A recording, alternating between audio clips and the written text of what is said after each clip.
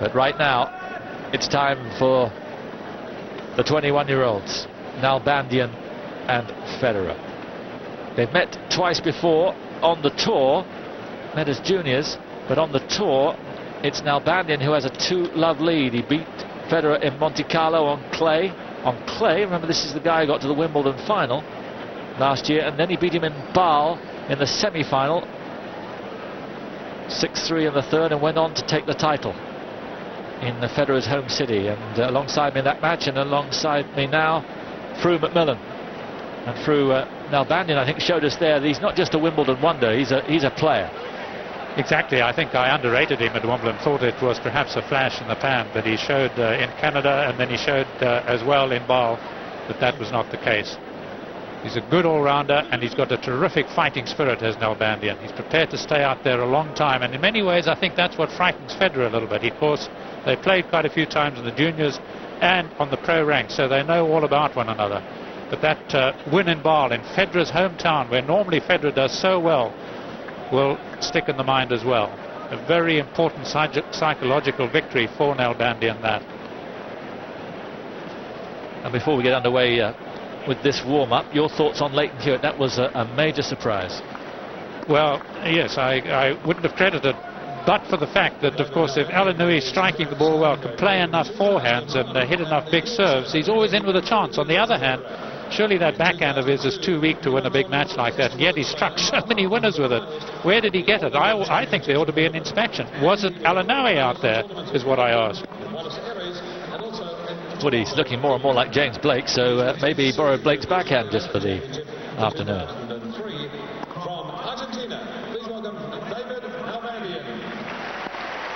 There is Nalbandian, a fearsome competitor. We saw that in Bâle. This guy is a very hard customer indeed.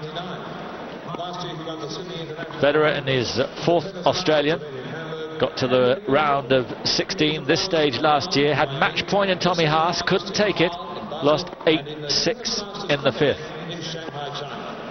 Winner of 3 titles last year, where he really did look the business: Sydney, Hamburg and Vienna, finalist in Milan and Miami, and perhaps his greatest achievement was in the Masters Cup, where he got to the semi-final, lost to Hewitt in one of the matches of the year, won it 7-5 in the 3rd. John Blom from Sydney, the man in charge.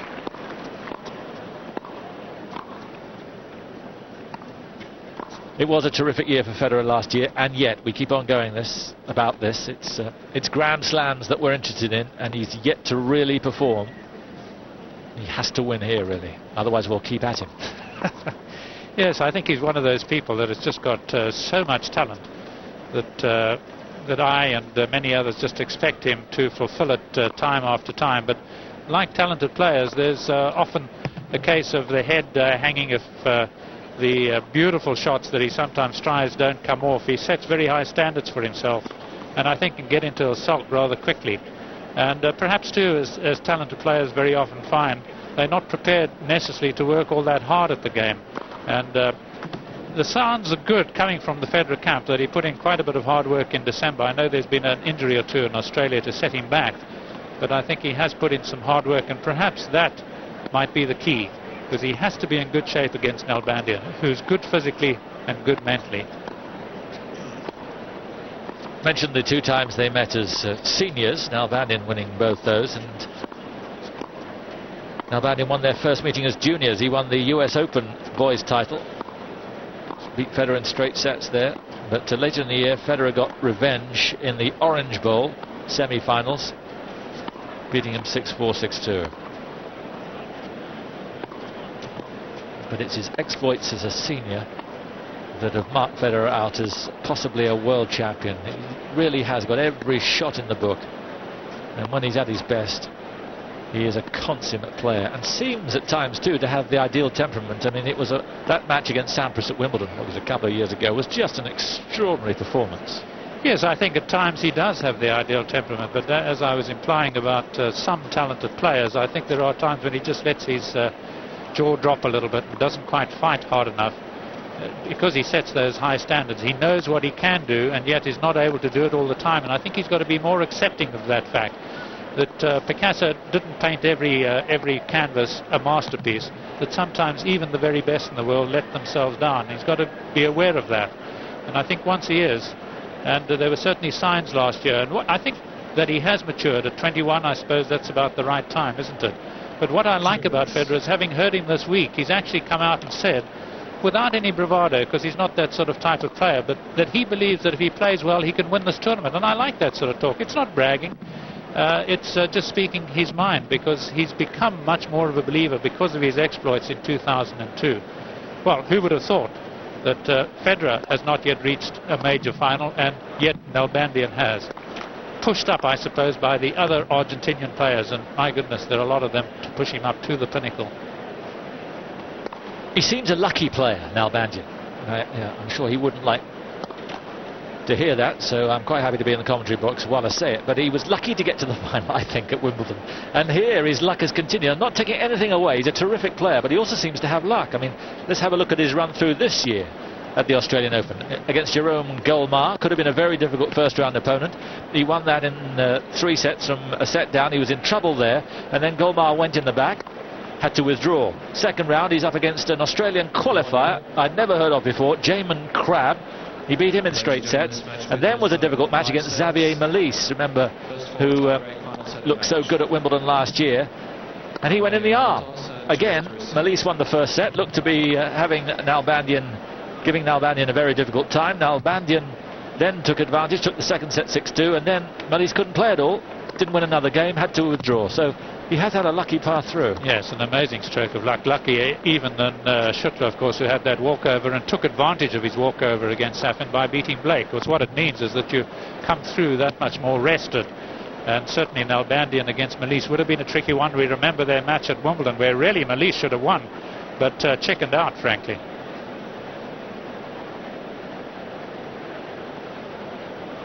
So the battle of two prodigious 21-year-olds who both made major marks as juniors.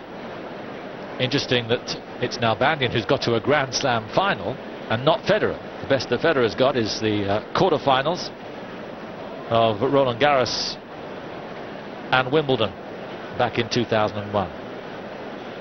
Our SMS competition: will Roger Federer win this match? If you think that Federer will win it, text us set 1. If you think he won't and Nalbandian will win, set 2. The number 85050. 85050.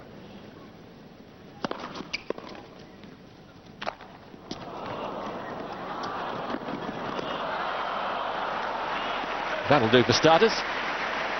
A reminder, the prizes you can win, well, you can win Eurosport merchandising, tickets for the Heineken Cup Rugby, for Roland Garros, even up to an apartment for 4 in the Alps.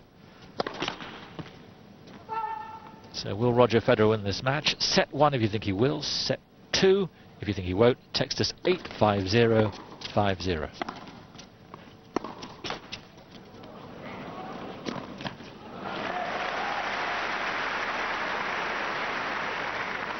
Well, I like what you were saying about Nalbandian's luck. Sure enough, as we look at Peter Lundgren and Sven Grunewald there in front of Lundgren, the coach of Federer. 2 net cords in the first 2 points for Nalbandian.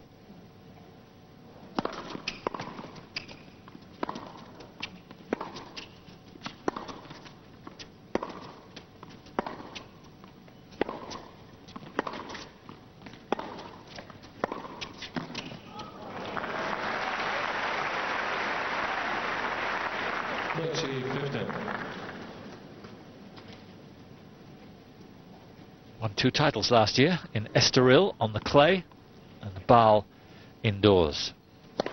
But he can play on anything, as can Federer.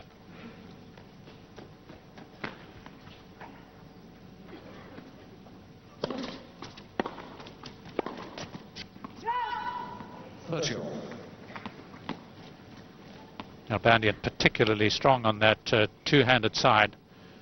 He does move across well to it. Tries to punish short second serves.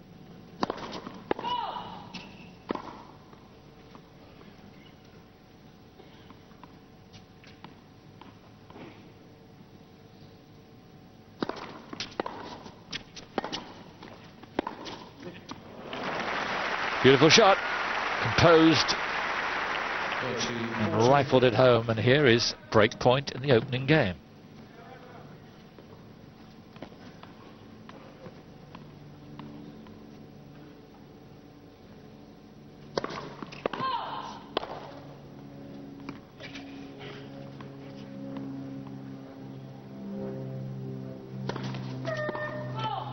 Okay, Nalbandian. Double fault from Federer, and Nalbandian takes the opening game on the break.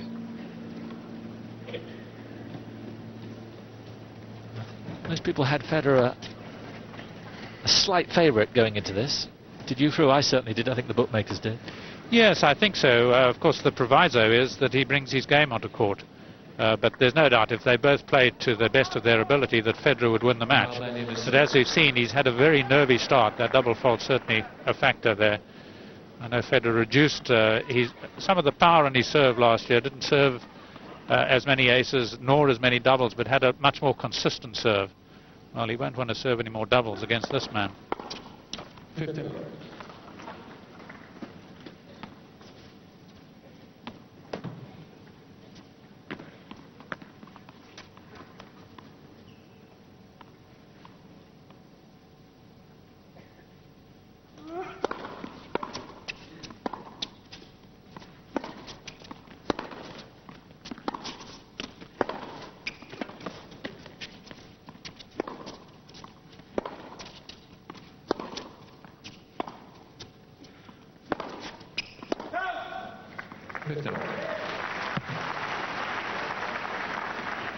Really looking quite confident and quite at home is Nalbandian. Hitting through the ball, middling it well.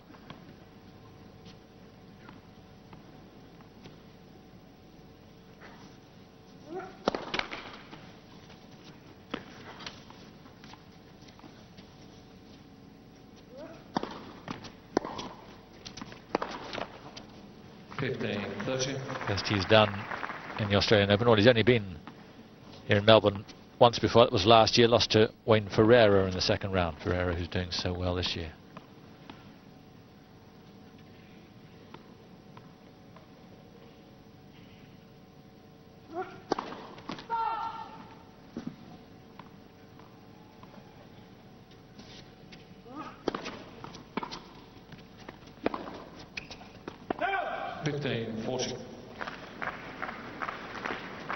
Just looking up at John Blom, but away it was.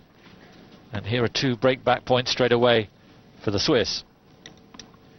He's a man, Nalbandian, who speaks his mind if he thinks he's got a bad call. Sometimes he hasn't, and he will witter on about it nevertheless.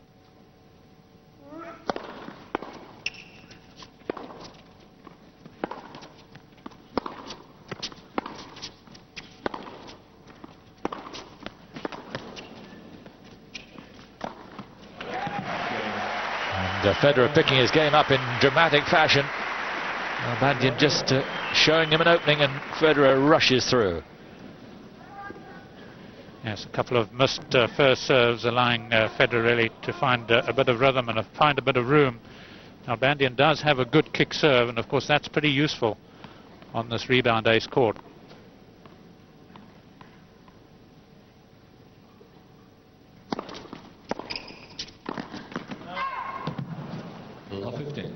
Serve must have just got the outside of the line. Poor volley.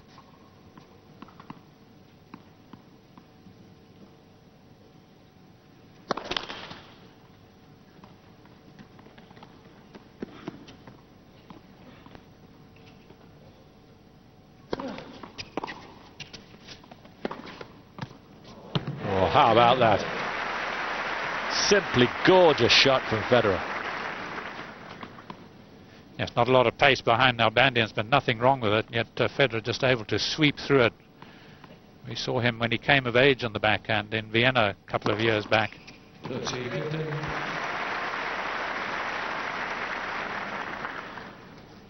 Second ace.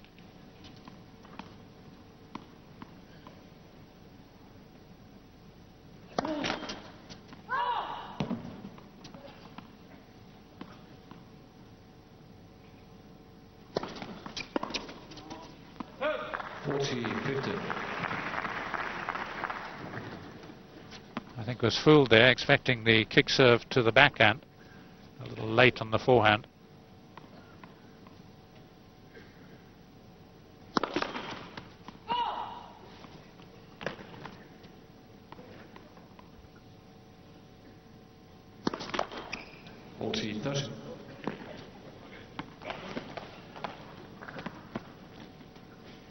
Just no height on that ball toss. You've got to see that left arm stretched up with the fingers virtually pointing high towards the ball. Keep the head up as a result.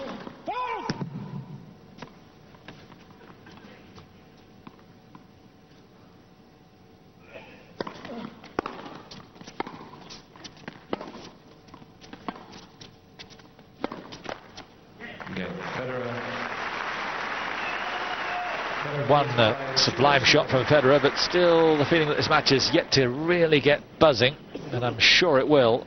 Federer 2-1.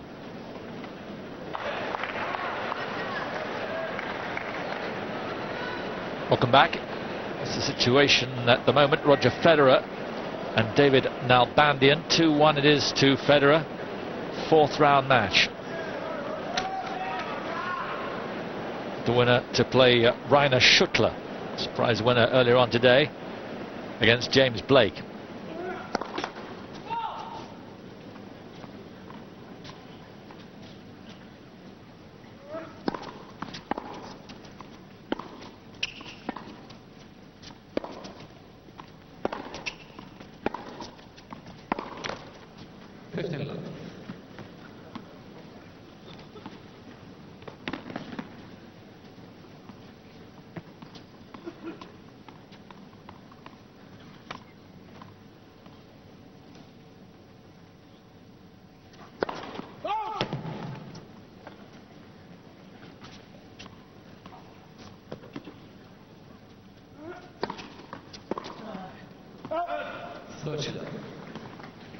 Well, you can see the poser there that Federer has when Nalbandian does play that kicker. Does he step in and really drill it, or does he wait for it just to bounce up a bit and slice it back?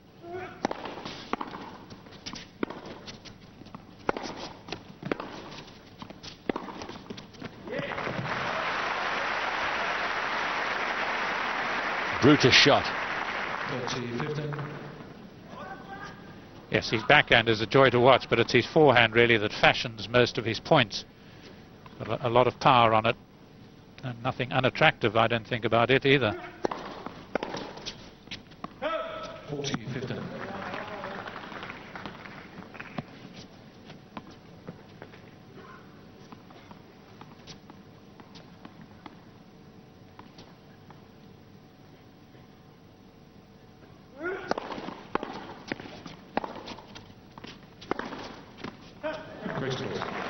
Ooh, correction.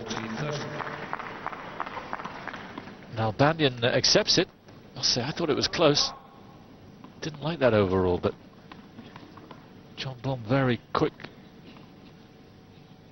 I'll be absolutely sure where it bounces. If it really did bounce there, then I'll take it back.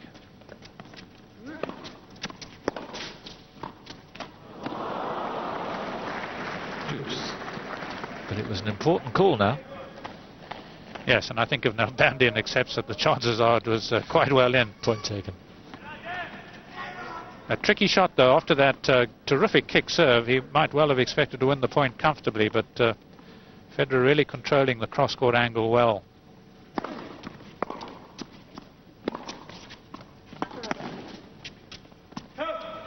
Advantage Nalbandian. Not sure what Federer was thinking about there. But he must have been expecting a forehand.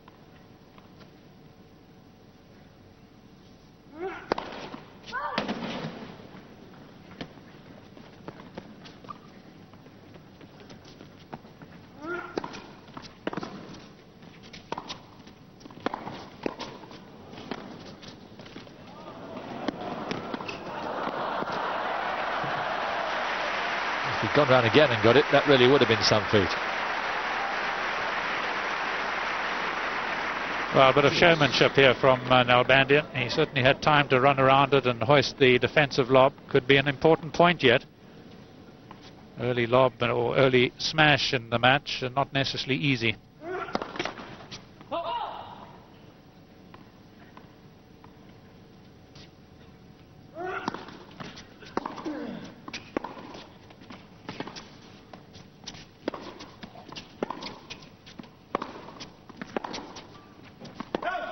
Advantage, Nalbandian.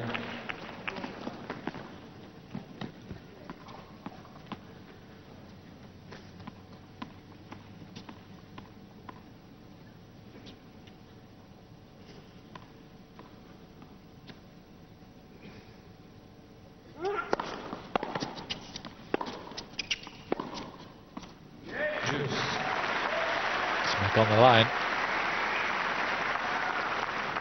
Really, this is looking an important game.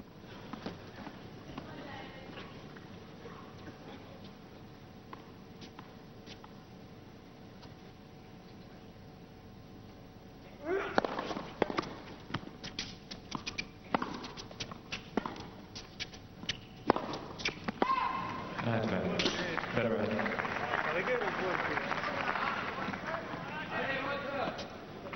So break point for Federer's second successive break.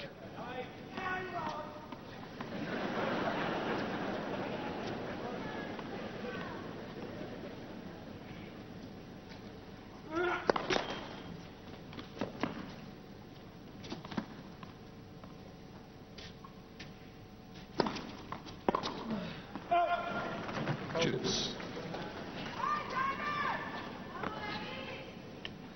Well, really miscuing that in no uncertain terms. It's an awkward one, but Federer's got to get into a bit more of a rhythm on it. At the moment, it's a bit of a hiccupy match, isn't it? Stuttering. Federer's hitting a lot of winners, but also a lot of losers.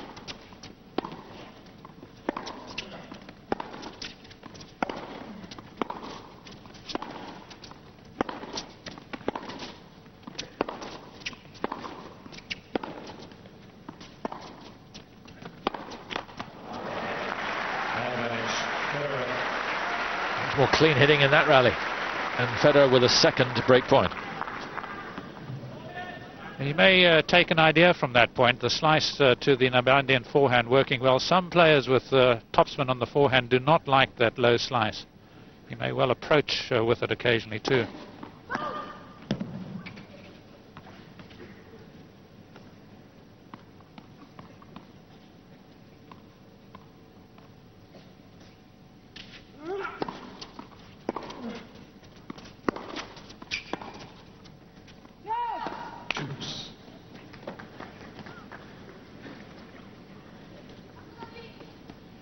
I think the fact that these errors are as many as there are is just the fact that he's a little worried, a little fearful of Nalbandian, and therefore feels he's got to hit nearer the line rather than just pushing the ball back into court.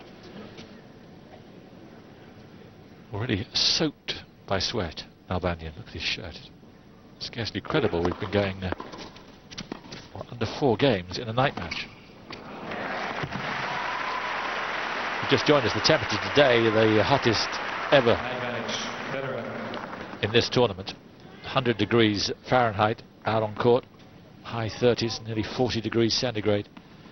Serena was saying it was difficult to breathe, and it's still pretty warm just after 9:15. So here's another chance for Federer. Third break point, second serve.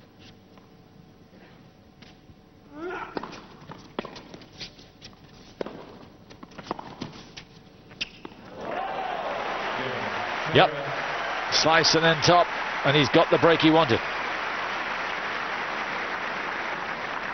Well, it seemed a pretty sound approach by Nalbandian, but it just shows the scope of the Federer game and how much more belief he's got now in that backhand side of his.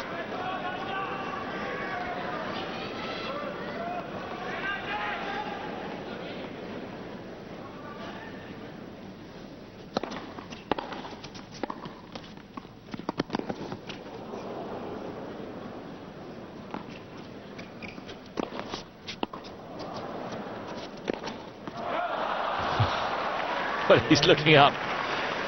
Maybe the lights got to him, but oh dear. The first smash was not much better than the second.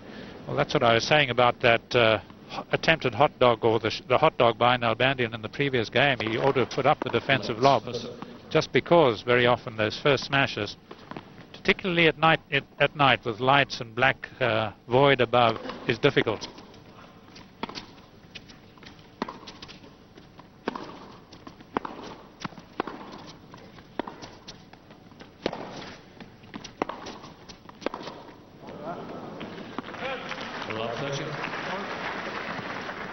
Nalbandian keeping it commendably deep.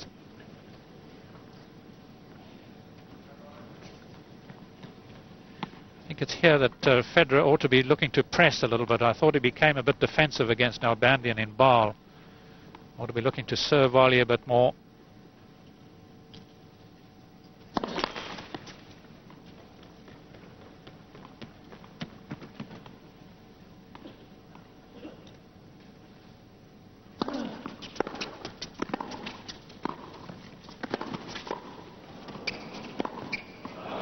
Just not enough on the high volley from Nalbandian, and Federer punishes.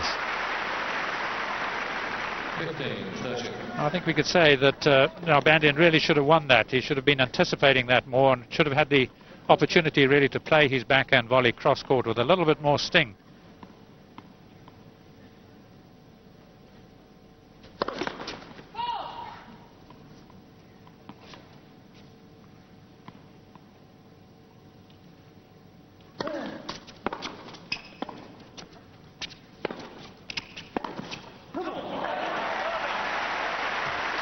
Backhand is looking fearsome. Well, it's a beaut, isn't it? Maybe a little short the approach, but still it's a big point, a pressureful point, and Federer rising to it.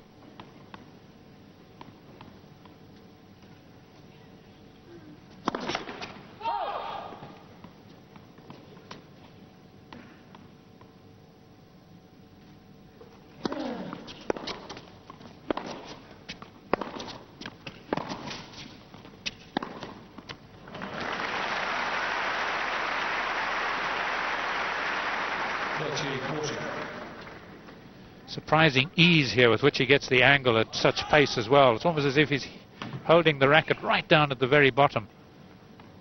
Tremendous willow-like swing with the racket. Break point.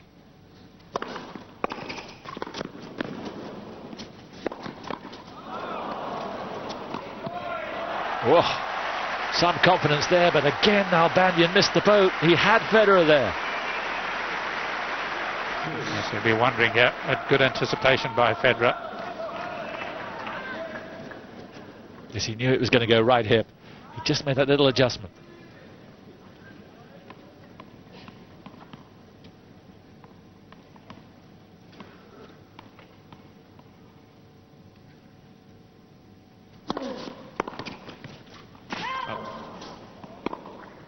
Advantage, Federer.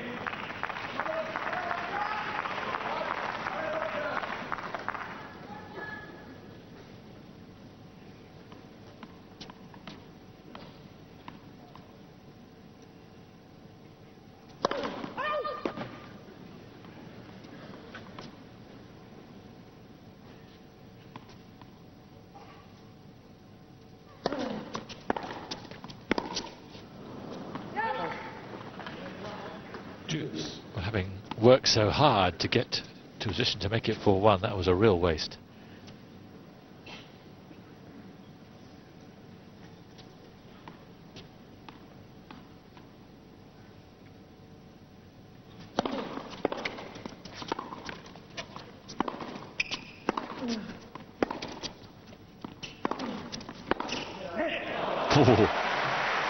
Well, Federer's hit some scorchers, but that was as good as anything he's hit. Well, if they'd had the speed gun on this Federer forehand, it would have been at the top of the range. And yet Nalbandian certainly nonplussed, or non-phased about it. Second break point.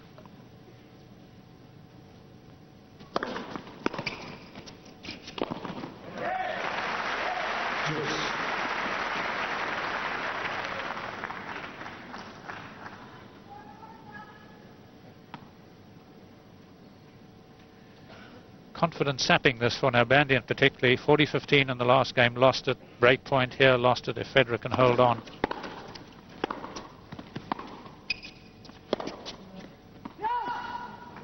Advantage, Nalbandian.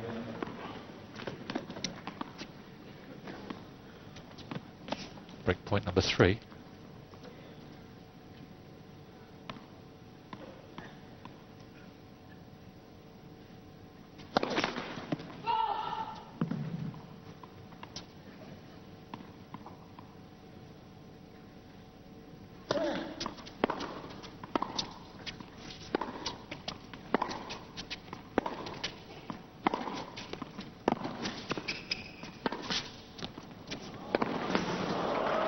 Must have been right to the line, no complaints for Nalbandian. Wonderful angle from Federer.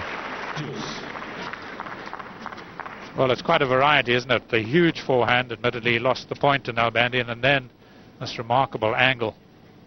Weight on the right foot, swinging right across the ball, just inside the line.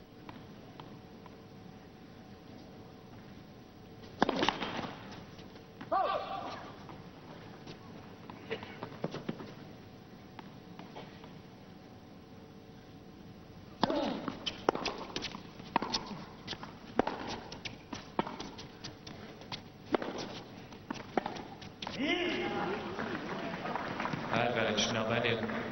Nalbandian keeping at Federer the whole time. 4th break point.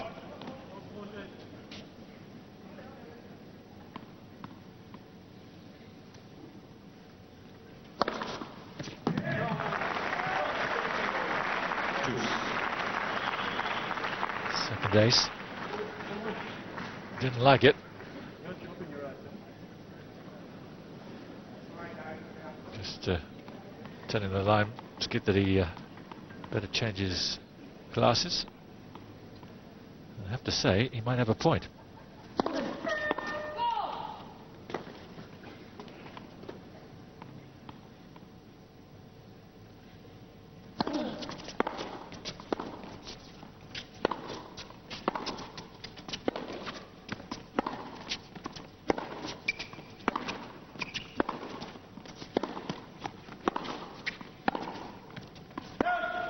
Advantage, Nalbandian.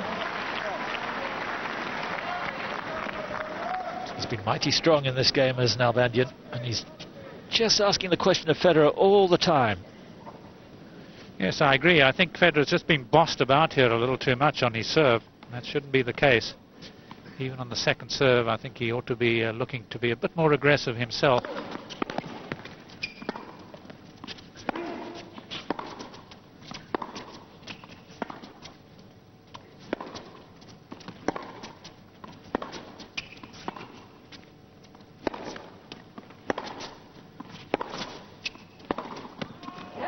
Yeah, the match is really warming up now, and Federer is having to come up with some of his best shots.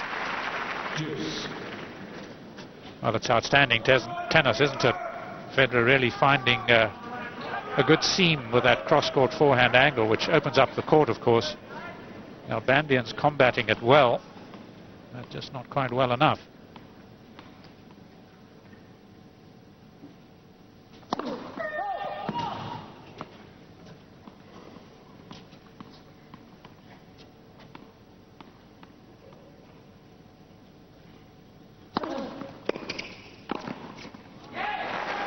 Got a second serve and a fine volley to follow.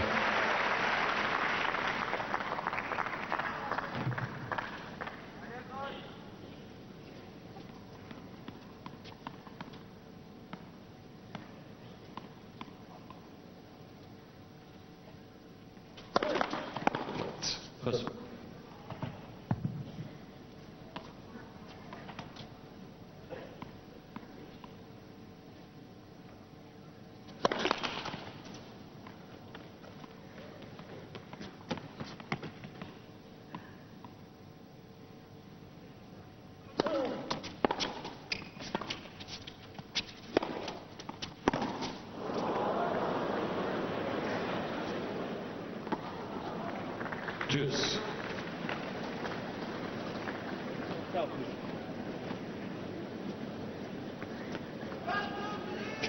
huge buzz around Alex Garecha type miss hit, but it's amazing, isn't it? After really Federer plays such a good point, Nalbandian just unfazed about it, prepared to go in there, gets stuck in behind the Federer second serve with a big backhand return.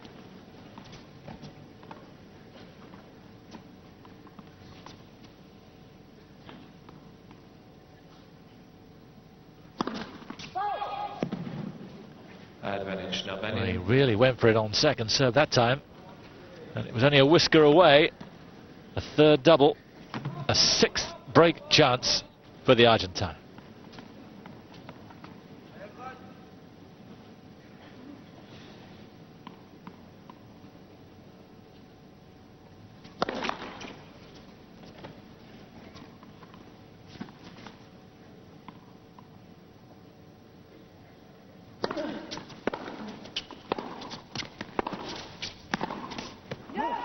And he's deserved his reward there.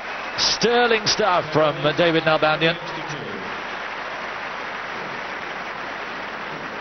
And it's back level on breaks. This one threatens to run and run. It's 2-3. He obviously fancies the task through. He had a bad call. It looks like he was right on that ace break point, but he stuck with it and eventually took his reward on the sixth break point. He's here for the long haul. Yes, I don't think he's got the perfect attitude necessary on court to some of the calls, although, as you say, we felt he was right there. But what he has got a good attitude to is the occasional bit of adversity with shots. If Federer, for instance, plays a terrific point, Nalbandian's right up for the next one. Even though he's lost it, he feels that he's very much in this match. And, of course, that's what beating an opponent does for you. You never really feel out of it. And Federer still a little too inconsistent. Thank you. Seats behind the court. Thank you. People still arriving.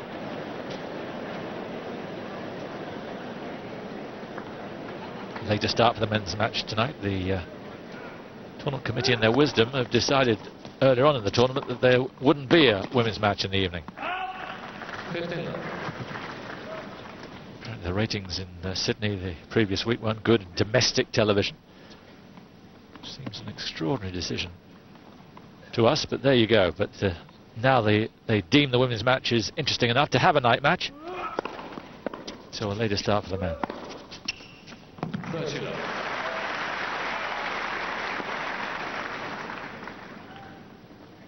Oh, looking huge at the moment, isn't he, Nalbandian?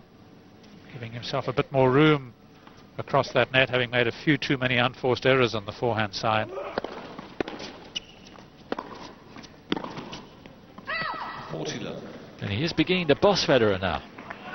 Federer's having to come up with something sensational now to win points.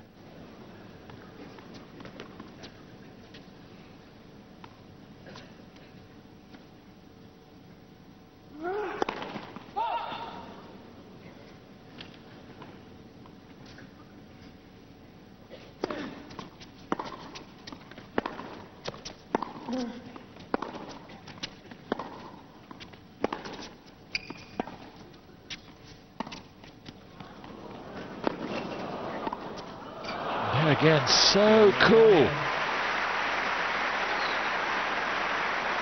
Reacted to the Federer guile with some aplomb, 3 games all. and he's level up to love.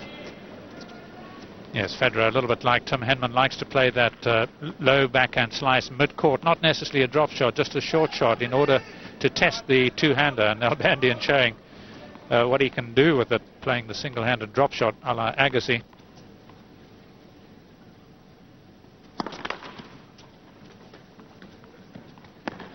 So an important game for Federer here. The momentum seems to be switching the Argentine's way. Love 15. And for a chap who I was saying really reduced his double count last year, 4 already in this match, they're hurting.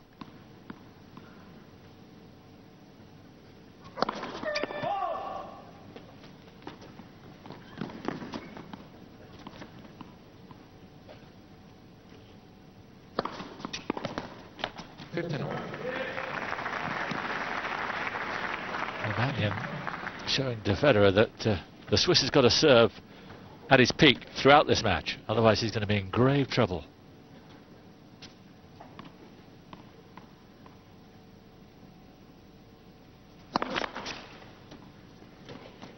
First percentage for Federer at the moment, 38%. It's not good enough.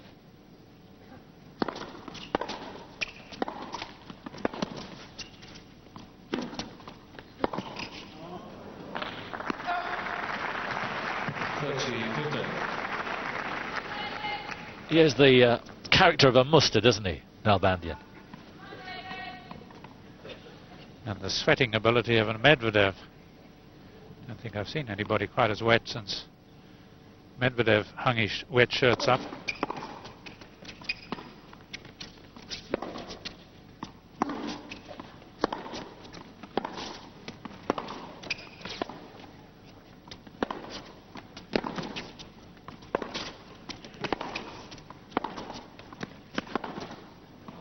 Yes, again Federer though, second best in that rally until that simply wondrous winner.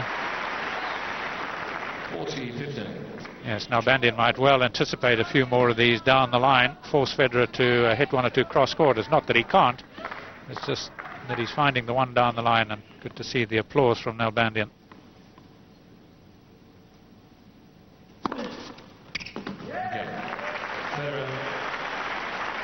Excellent service game that time from Federer, and this match, which as Ruth said was a little bit staccato at the start, now fulfilling all the promise that we thought it might have.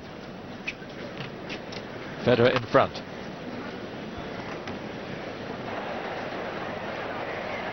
Toweling down, and he needs to. Still hot enough. Well over 20 degrees, I would think, centigrade at the moment. And today it's been close on 40 degrees centigrade.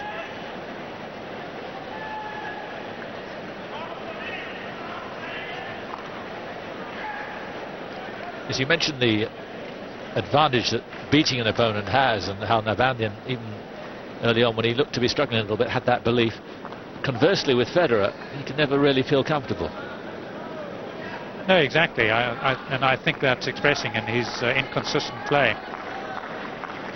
Just needs to firm up, perhaps, I think, to be a little more on the attack.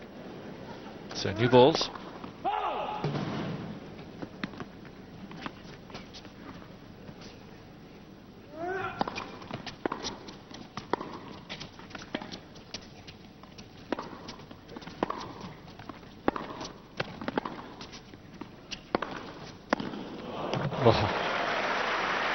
Michael Chang like there, 2 feet in the air. Take that. Yes, Chang would like to have been able to hit it quite as hard as this. Of course, Chang not at this year's Australian Open. First major he's missed for a long, long time.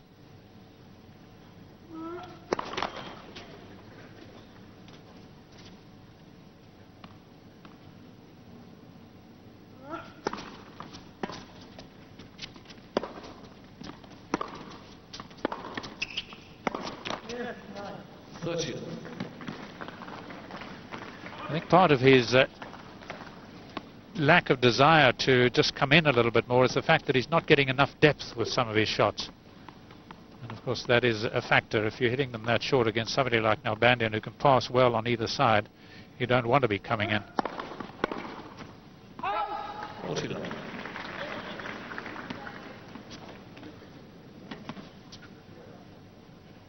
These great tennising heroes, Federer, were Becker and Edberg. We know how they played.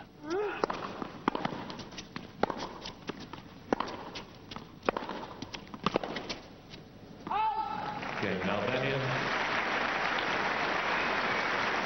A love game for Nalbandian. Unforced errors for Federer now 19 as against 8 from Nalbandian. Winners 19-6, so he really is setting the pace. Although out on court it doesn't quite seem as one-sided in aggression as those statistics would lead you to believe.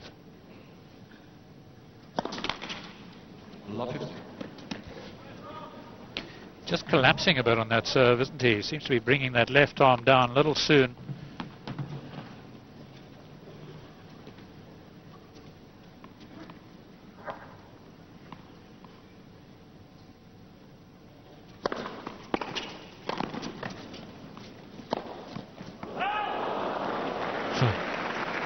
He did aim at him.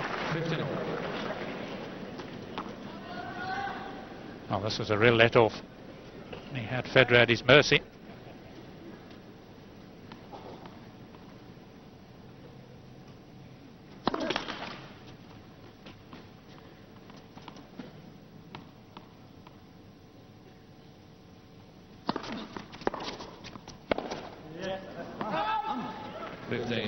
Spooning those shots away with alarming regularity. Losing his form just on the serve. He's opening up a little too soon on the forehand as well. I think we can put that down to his fear of Nalbandian. 15, 40.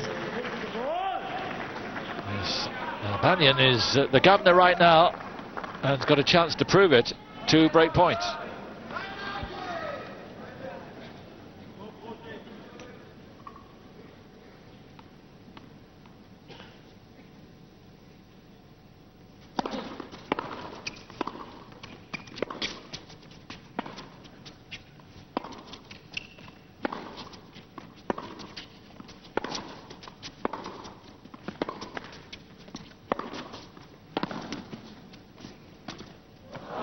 Oh dear. So unlike him to play a rather dainty little shot like that after the power that we'd seen.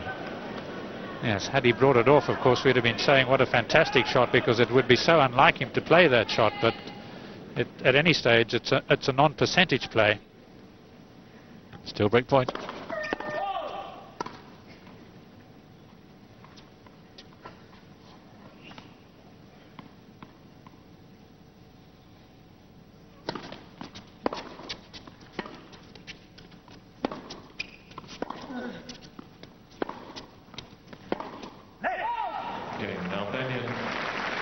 Well, increasingly, Nalbandian is looking the likely winner, if not of this of the match, certainly of this set. And I suspect the match as well.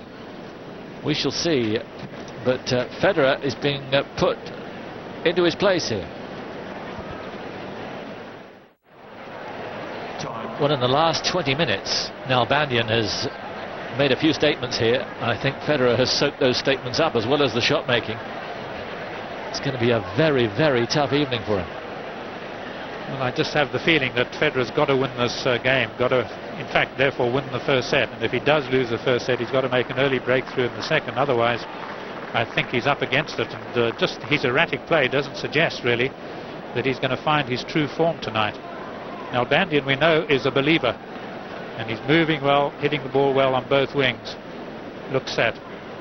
And serves for the set after just short of 3/4 of an hour.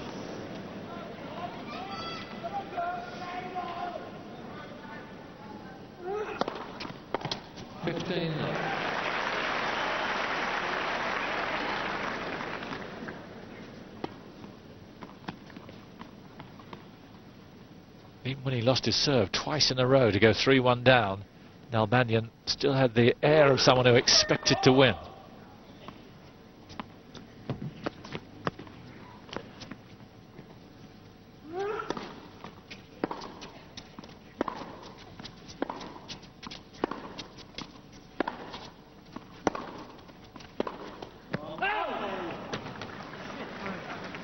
Thirty. 24 unforced errors now from Federer in this first set. And Nalbandian, of course, having lost his serve, has now won 10 straight points on serve.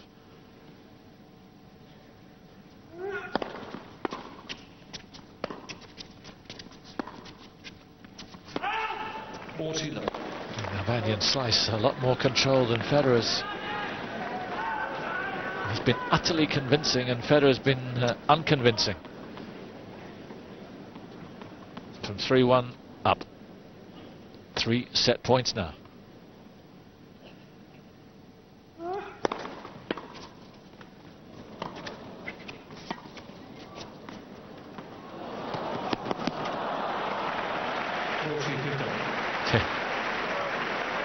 He stopped on it as if he thought he might get a call, but still looks down. Not going to complain this time. It was a good shot from Federer.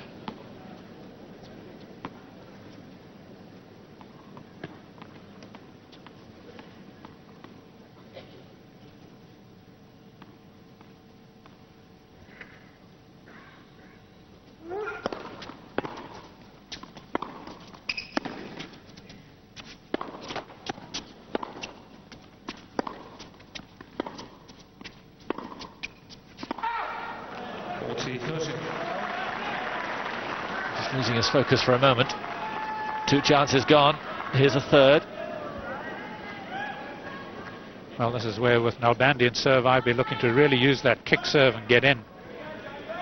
Even if he's a rare serve volleyer, I think he'll have Federer at full stretch.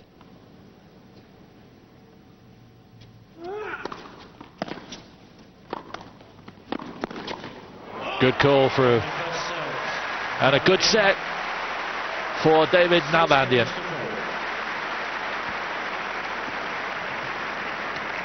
He may have been the second favourite going into the match. He's far from that now. And Federer could well be going out of the Australian Open early again. It does not look good for the number 6 seed. So what can Federer come up with? I think a lot of people at Wimbledon still, even after he got to the final, the way the final went, didn't really think they'd seen Nalbandian right at the top of the game. But we were there in Basel, we saw him beat Federer, we saw him take the title. He could well be a Grand Slam winner this year, almost anywhere. Yes, certainly. I think, funnily enough, I would give him much more chance here and at the US Open than at Wimbledon again. Because I think he's so solid off the ground. There are really no weaknesses in the Nalbandian game. There are no great strengths at the net, but he isn't particularly fallible there. But everywhere else, he's good. He's strong. At times, he's very quick. I mean, I wouldn't say he's the speediest guy on the court, but if he wants to be, if the point's important, just watch how quickly he gets into position. Thank you. Federer then to start set number 2. 15 love. He's got to serve better. That's the first thing. 42% of first serves in the first set, not good enough.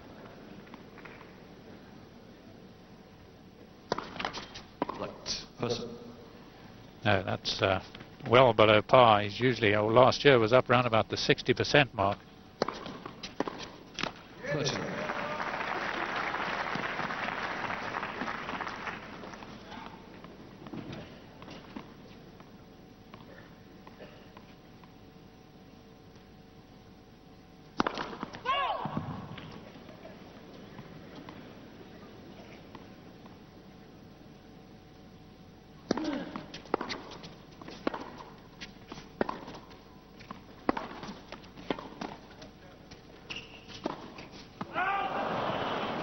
Stop doing that.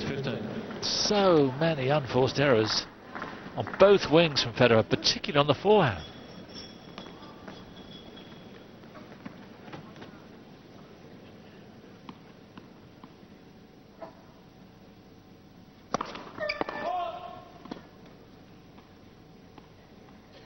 Yes, he's a little like clotted cream at the moment, isn't he?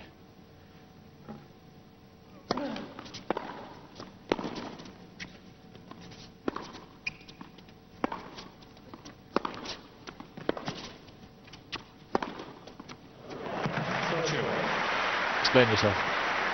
Well, he's got such creamy shots. He looks so good, but it's bumpy. It's not a good ride for Federer.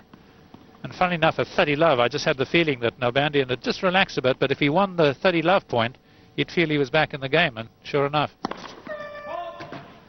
Sure enough, another first serve missed.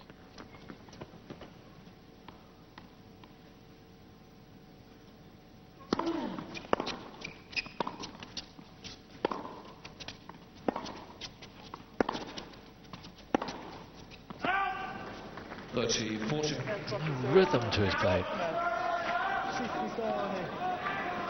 There's a couple of languages I could hear him swearing in there. Break point for Nalbandian for the 4th break of the Federer serve.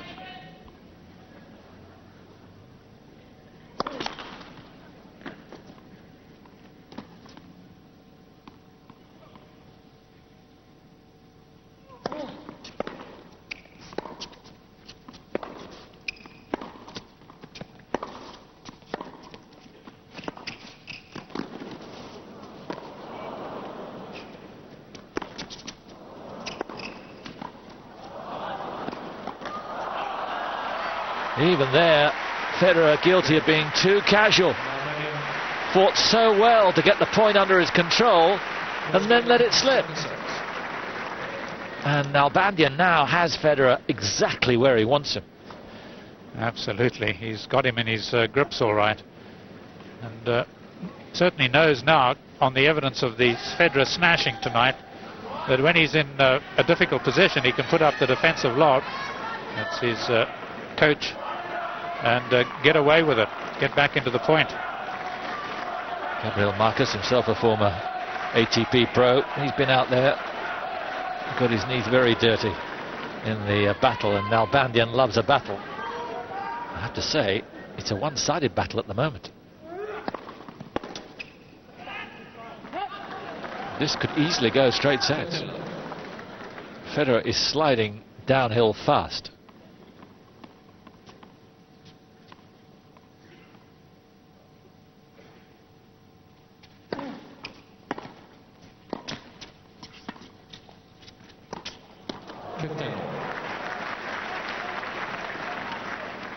Nice little lob though from the Swiss there. Yes, and just if you think I would be serve volleying all the time against Federer, no. You don't want him to develop any kind of rhythm and expectation of what you're going to do. You've got to surprise him. Left. That's it.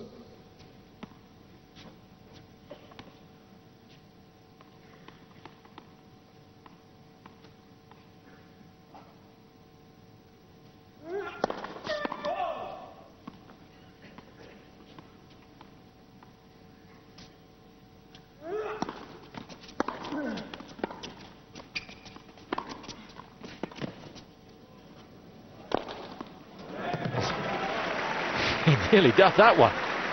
Well, he's blaming the lights. Good to blame it on something. 15, 30. Doesn't want to have too much self-examination here, otherwise it would be awful. Yes, he really clattered that one, didn't he? And really it was a poor shot by Nalbandian, because no need to lob there. There was no need to be defensive. He had plenty of time to hit the big two-hander. A wrong choice of shot.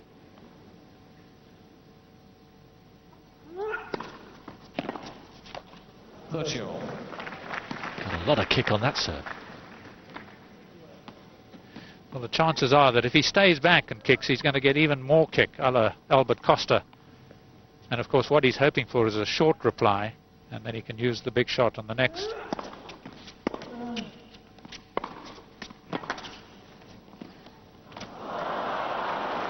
couple of times he's missed out there. Had the rally under his control. He mustn't get too flash here, because he could give Federer a little bit of hope. Break point for the Swiss.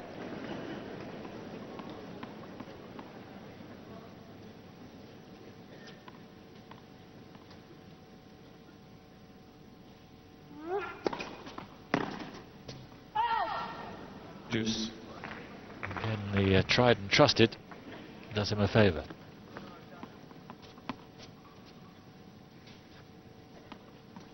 Yes, chances are that next time he serves to that side, he'll put the big one in down the middle, with hoping Federer will expect another backhand.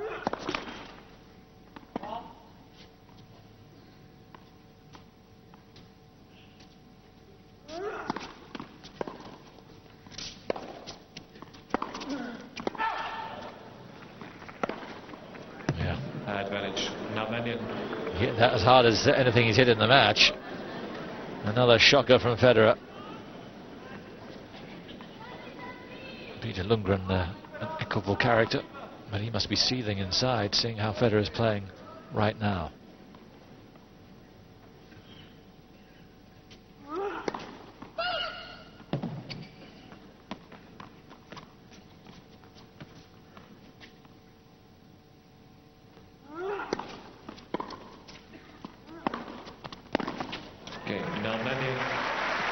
Well, he did go wide again and again. Federer had a chance there to stop the rot, but was totally unable to, and Nalbandian continues his absolute domination of this match. Even with a bit of relaxation, because Federer is just so brittle, not able to take advantage of Nalbandian's taking a bit of a rest there. Signs aren't good for the Swiss. He's lost the last 5 games. 15. Didn't like that call, must say. It must have been close. No overall that time from John Blom. Let's have a look with the mat cam. No, it might have been all right. Yeah, it got some of the line.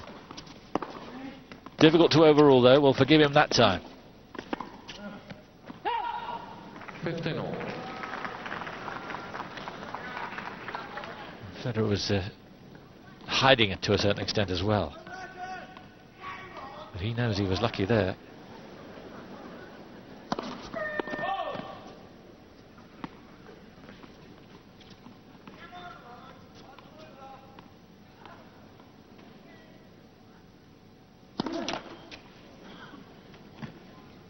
He's in the doldrums. I'm not sure he can get himself out of it. Yes, he loves deep sea fishing, does Federer, and I think he'd really like to be off the coast. He's certainly at sea.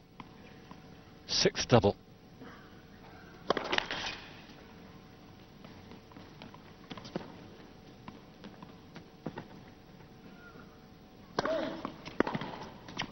It wasn't a bad serve. He didn't look too clever when it was coming back, though. Just brilliant by Nalbandian.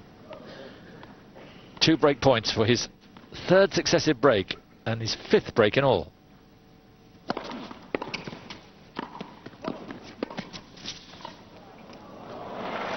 Well, it was a good finish, but you could see the state he's in from his previous shot. He didn't know what to do. An indication of what I was meaning about Nalbandian, how when he needs to be, he can really be quick, forcing Federer to bring off one of his best shots.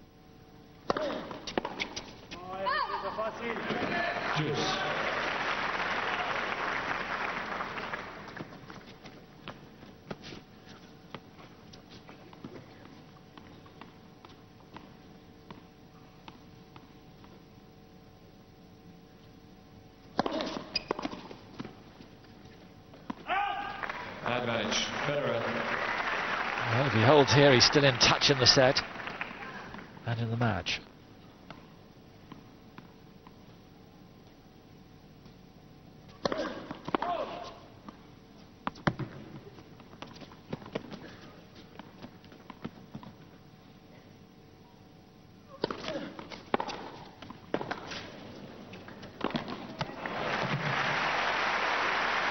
Again, Nalbandian eating up that second serve.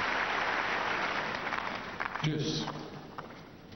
Federer just winning 30% of the points on his second serve. Yes, to put that in context, he'd normally be, well, around about the 54, 55% mark. Well played. Advantage, Federer. Now, can he make it 2 in a row? He's trying his best. It's just that Nalbandian has this ability to bounce back so quickly. Needs a big first serve.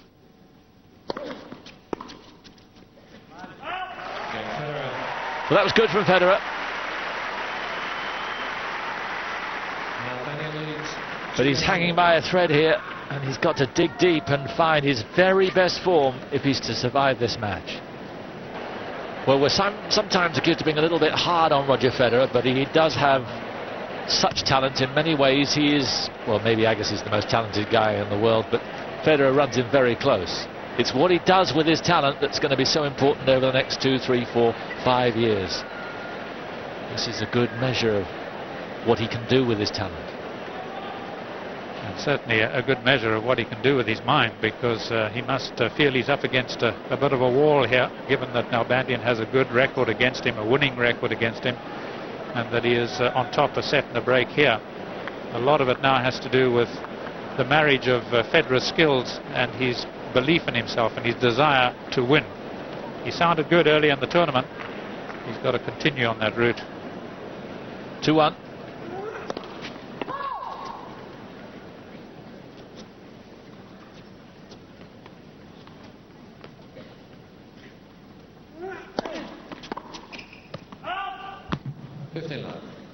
A good second serve. You can see Federer was after him there.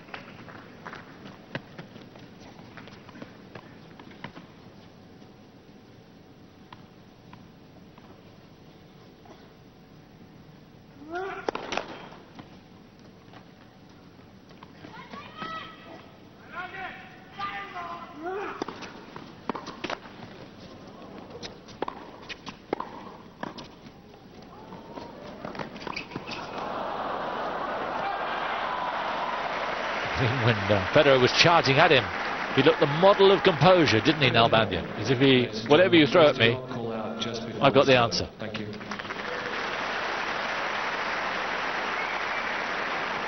Yes, the umpire just asking the crowd to be quiet and not to call out. I think he's being slightly silly-billy at times, Nalbandian, with these attempted stop half volleys. Doesn't have the hands that Federer has. Got to play just a bit more solidly.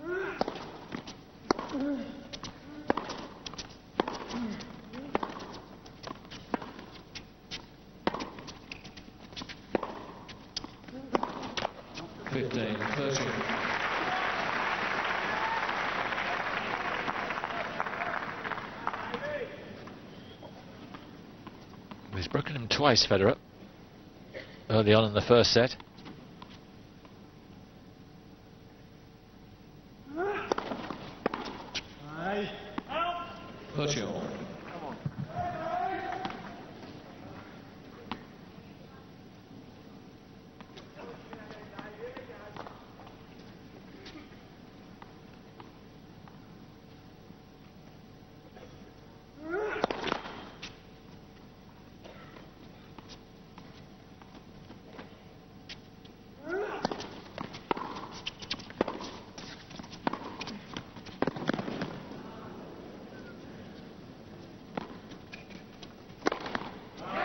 Well watched, no problem with the lights that time. Now then, big point here for Roger Federer. One you sense he has to take. Well, I thought he played his best return of the match on that last point.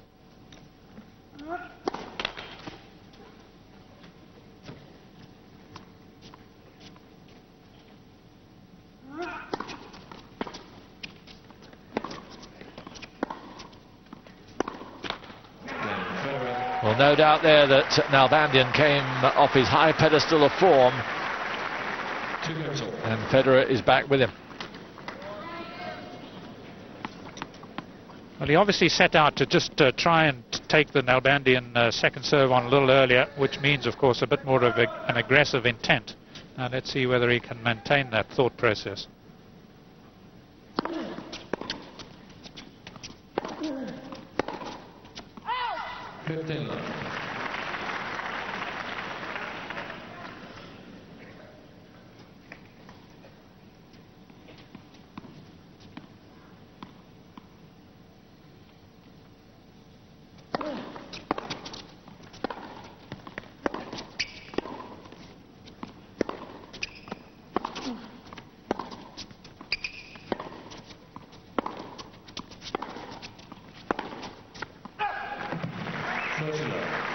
Federer seems to be picking his game up.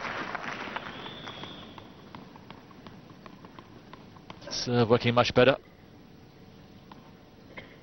Backing it up.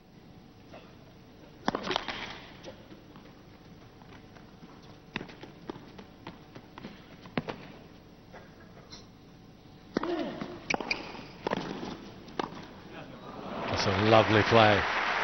Good first volley from Federer, but he made a nonsense of it. Yes, a remarkable shot, wasn't it? He looks so casual at times, does Nalbandian, with those volleys, just using the opponent's pace. 40-15.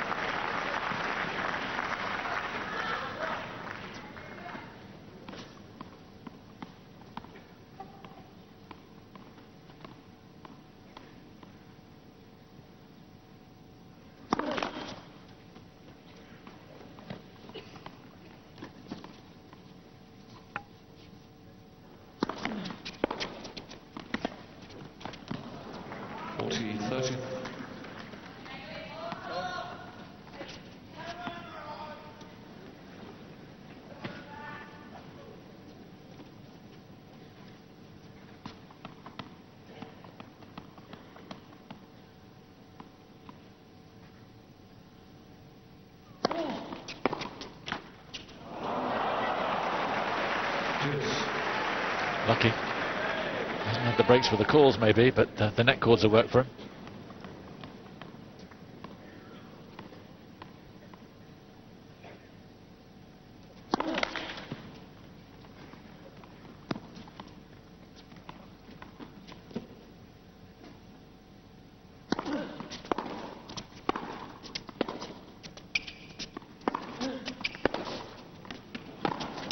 That's a staggering forehand from Nalbandian out of nowhere.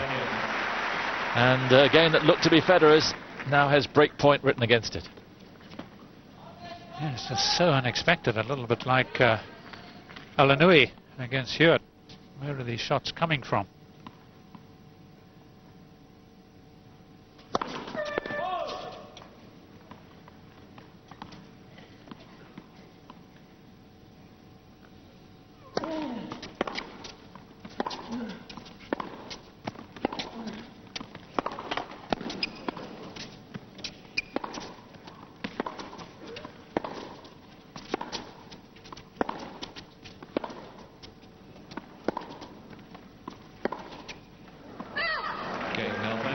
Again, that's a measure of his consistency of attitude. It wasn't his best game, but he kept at it.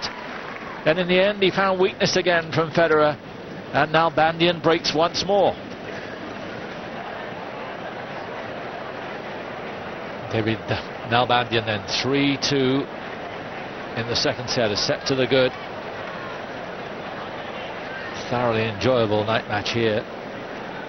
Except for the Swiss and the backers of the Swiss, because he's only really performing in fits and starts as Federer. You can't be sure at any one moment when another unforced error is going to come.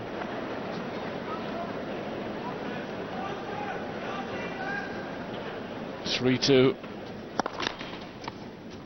7 minutes over the hour we've been going.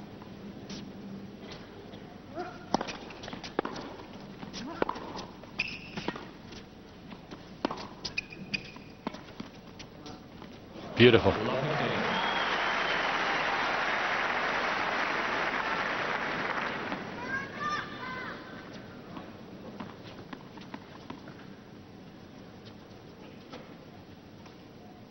think we've had break points in every game this set.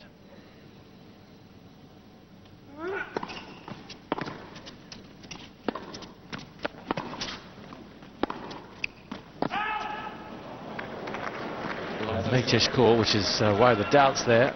Looked like it might be out to me. John Blom says he can't get involved in that one. And rightly so. Just missed.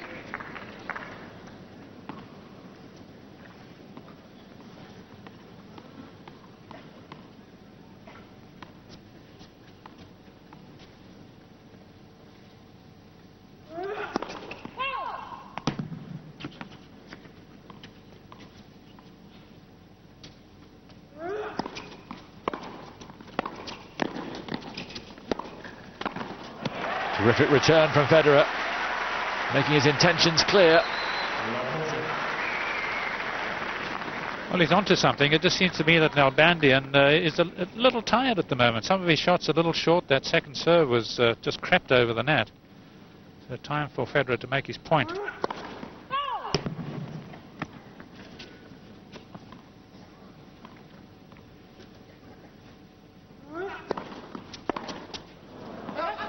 It was wasteful. How important it is, we'll have to see. 2 more chances.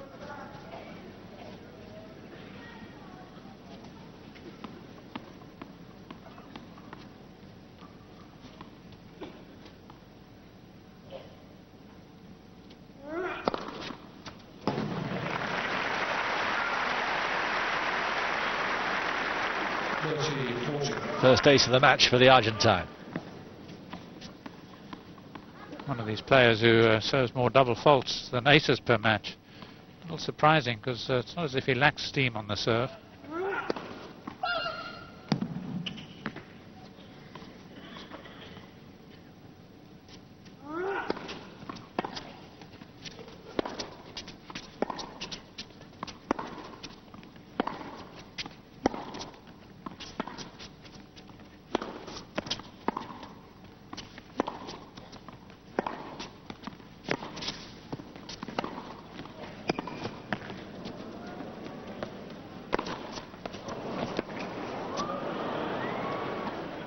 Well, he was lucky there, Federer. Again, he completely lost it up in the sky.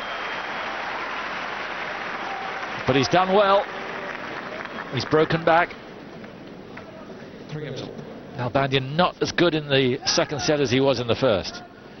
No, having said that, how fit he is, and that he really hasn't played that much tennis. Remember, the 2 players against him have retired, and he won his other match in 3 straight. He certainly seems just a little weary here, which is pretty unusual for a guy who's won the first set and early in the second is on top. New balls. 15 love.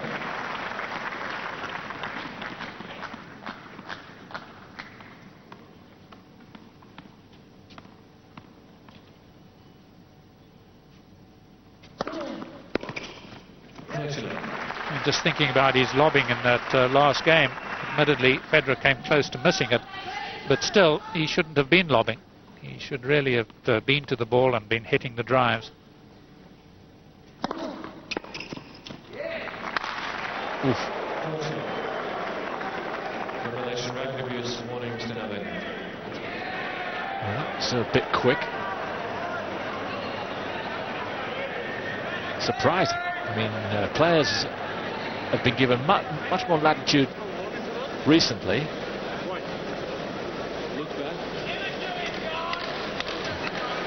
John Blom saying it looks bad. It's maybe what Nalbandian needs to wake him up, because he has gone a little bit, by his standards, into the doldrums here. But over the last year, players have been allowed to get away with that. They have, even though it sounded as if he cracked it, and I wouldn't be surprised if he changes it at the change of game, change of ends.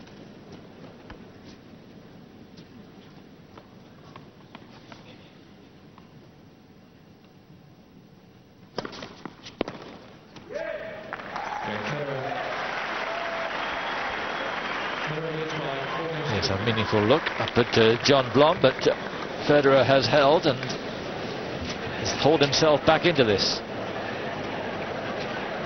Nalbandian's continuing with the same racket, but Federer's improved here. Nalbandian not quite as good as he was in the first set. Federer has cut down on his unforced errors, served better, much more of a proposition. Still not looking vintage Federer, but it's all right.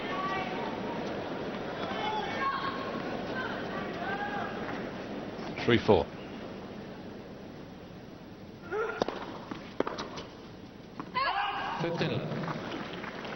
Yes, in a way I'm surprised at the turn of events, the way that first set went, and Federer losing his opening service game in this set, and then again, and Nalbandian being a break ahead twice. I wouldn't have figured Federer would still be in the match. But Nalbandian is just short of total will here, or determination, or maybe it's just tiredness, as I said.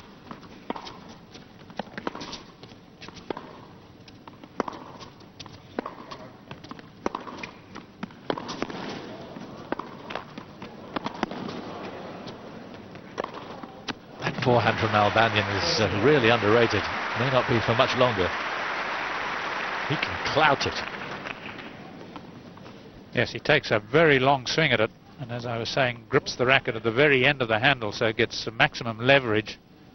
A lot can go wrong, but not a lot is, apart from early on when he missed a few.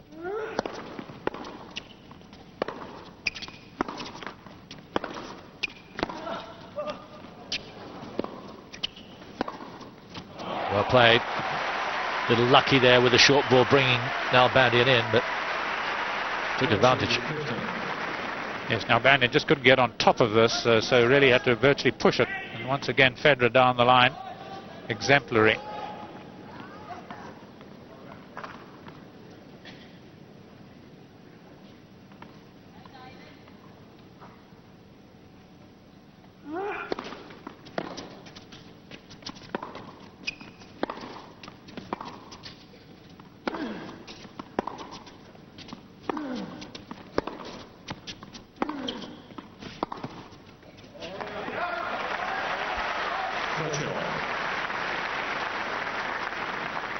Big point, this one.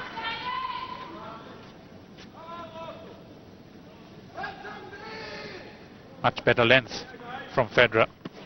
Hit hard, kept it deep.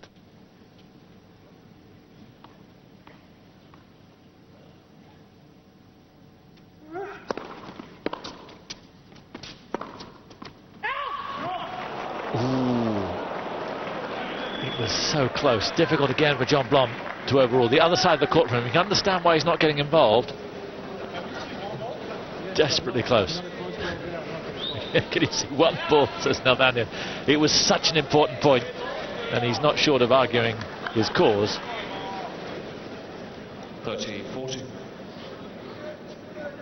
May just have got a little bit of a line, but it didn't look like it from the replay. It's break point.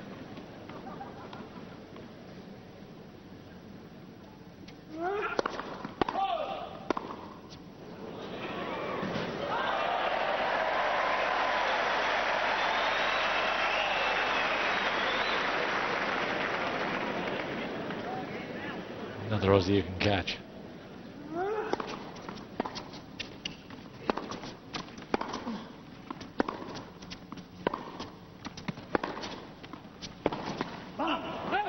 Again, a super angle from Nalbandian. As you say, he does take adversity so well. Yes, he has this ability to even channel his frustrations into better play. And my goodness, he needed it there.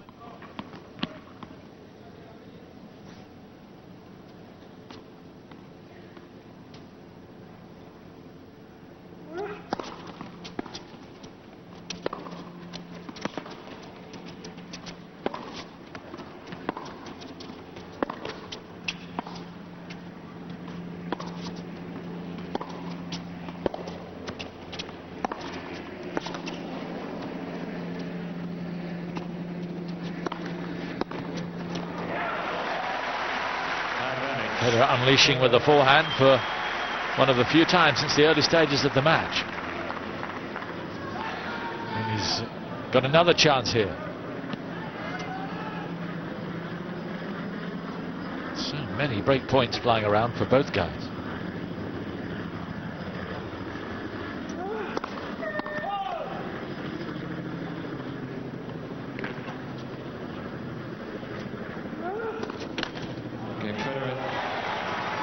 Nalbandian doubles again. And Federer, almost unbelievably after the end of the first set and start of the second, will serve for this second set right now.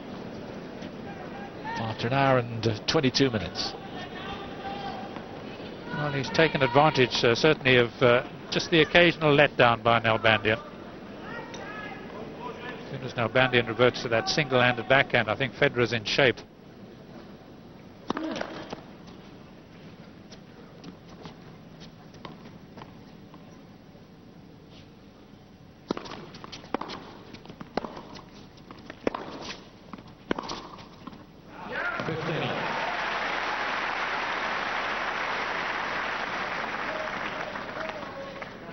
Nalbandian has held his serve once in this set, been broken 3 times in a row. Conversely, Federer's stats are looking better and better. That was his 4th ace. And he's close on 50% now, first serves in.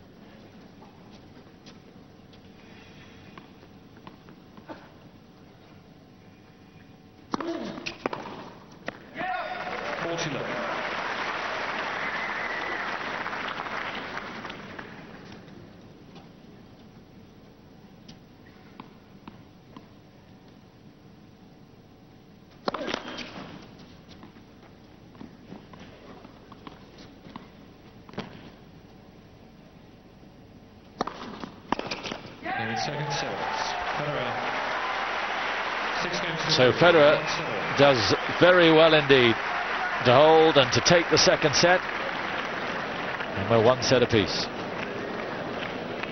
Well, it was a commendable set for Roger Federer. He did awfully well there to dig deep and find something, but let's be honest, it wasn't vintage Federer. It wasn't Federer at his very best.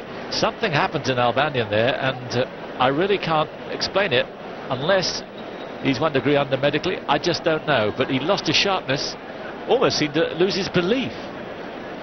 Yes, I think most unlike him, given the fact that he seemed so confident even at times when playing a bad point, he'd bounce right back. I just don't think he quite realized how he had Federer. I don't really believe or think that Federer thought that his chances were very good. He was very up and down, in and out, looked very fragile mentally to me, Federer.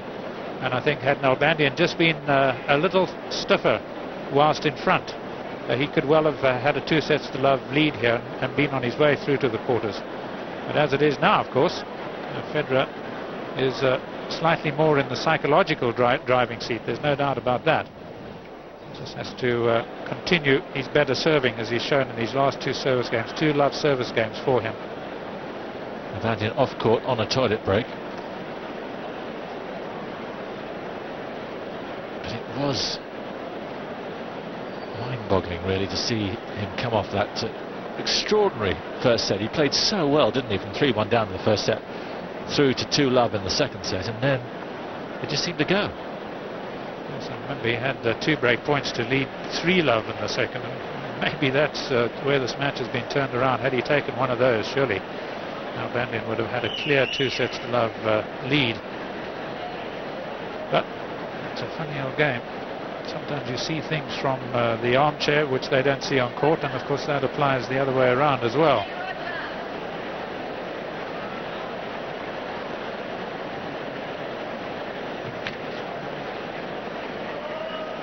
Well, there's a great opportunity, of course. Leighton Hewitt, who's in this half of the draw, is a has-been, beaten by Younes El-Anawi in 4 sets. So the winner of this plays Schuttler in the quarter-final. And then the winner of that plays either Roddick or El-Anawi.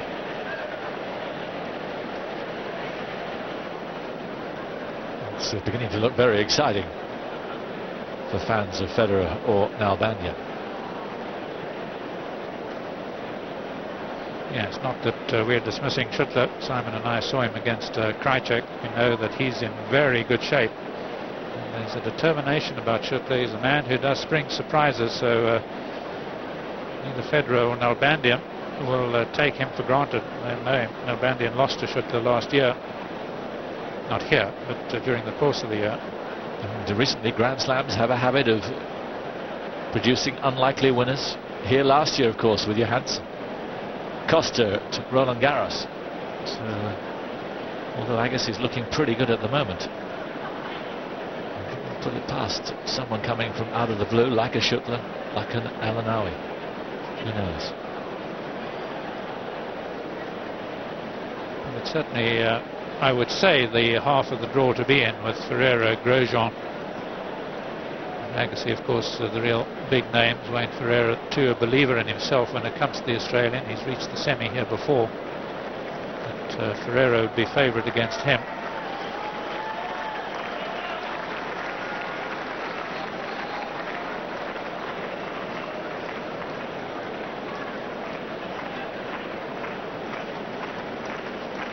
So Federer is ready to go. We're still to see El-Anawi.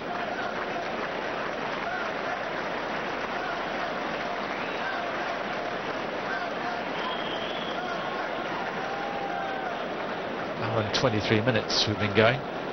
Plenty of big shot making from both guys. Quite a few mistakes, but Federer did well to cut down on those errors in the second set. Here comes Nalbandian. It's been a lengthy break, but this guy goes his own pace.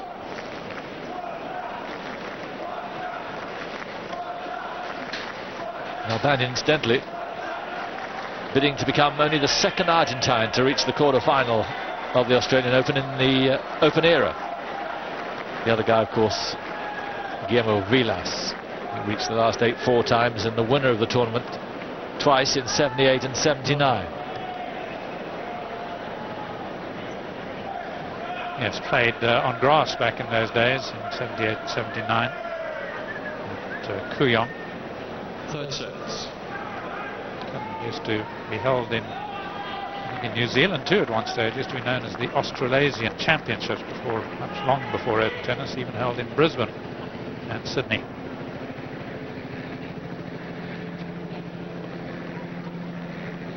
So Nalbandian eventually to start set number 3.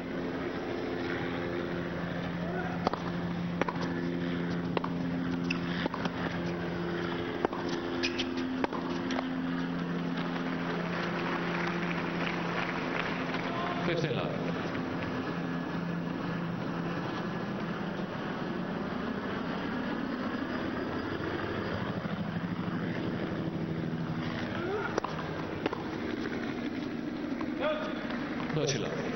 Nalbandian will be hoping to get some authority behind his serve now.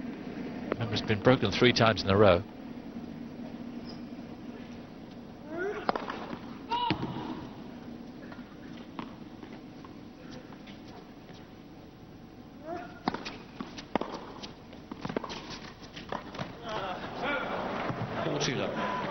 It's a shot that belonged to the first set.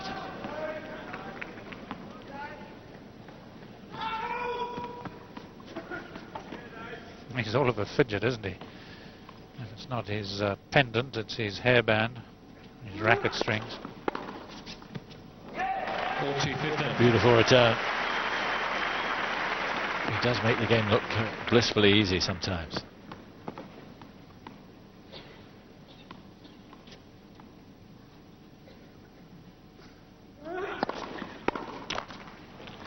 Game.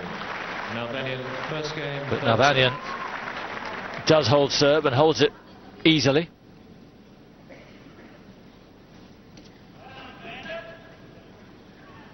Mention of New Zealand, Nalbandian was in Auckland in the one of the lead-up tournaments to the Australian Open. Lost to fellow Argentinian Zabaleta there. That must have been painful for him. Won the first set, lost in 3.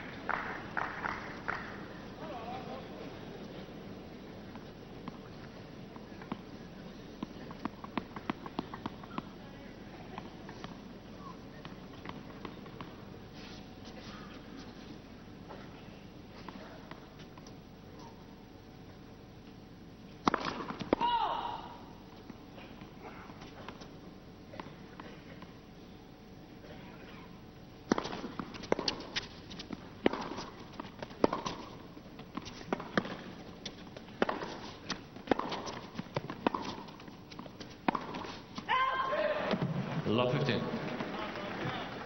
Shades of the forehand now, which missed so regularly in the first set.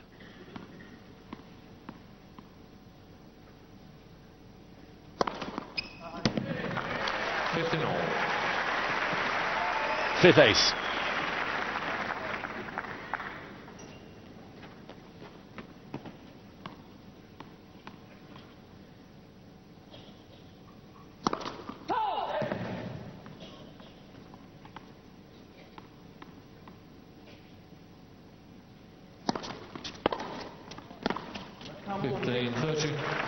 Forehand again from Nalbandian. I've always felt Federer's got the natural serve, sort of a Wayne Ferreira serve where he hits across the ball, but like Stich used to as well, and should be able to serve a lot more effectively out wide. It's not his best serve though.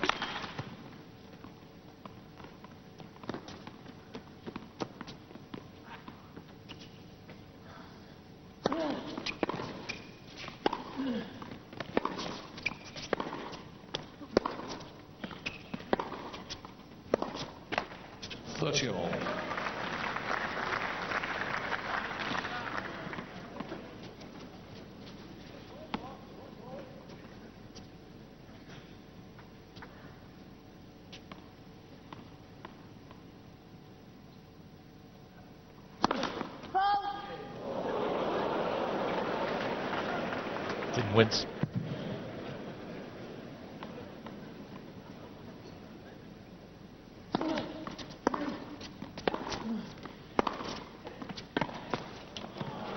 It's doing a lot of damage, that cross-court forehand, and it's given him break point. Yes, Federer is such an instinctive player. He's not thinking about whether he's hitting short or deep, but he's lapsed into hitting just a little short again off his drives.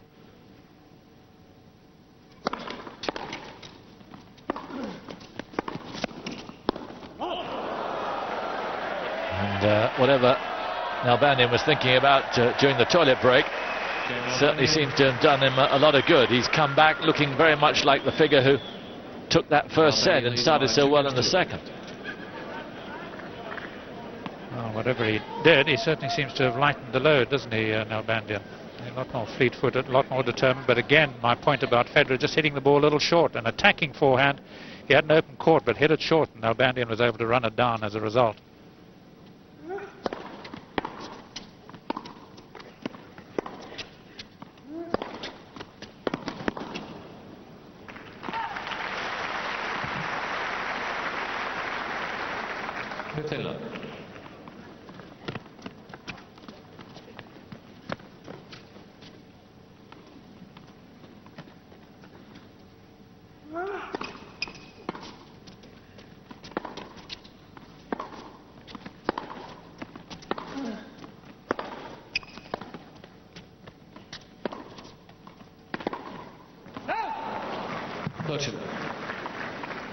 Well, remember, it's almost like the second set hasn't happened. Yes, I agree. Nalbandian just shrugged off the disappointments, and it must surely be that. He had so many opportunities in the second. Break ahead twice.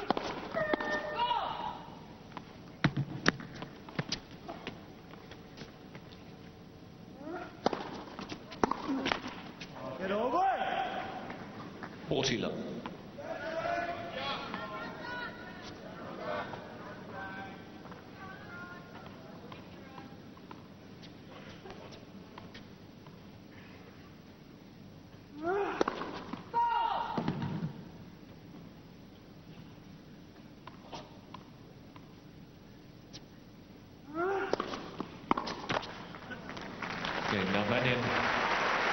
Federer trying what he can, but Nalbandian seems once again to have this match by the scruff of the neck.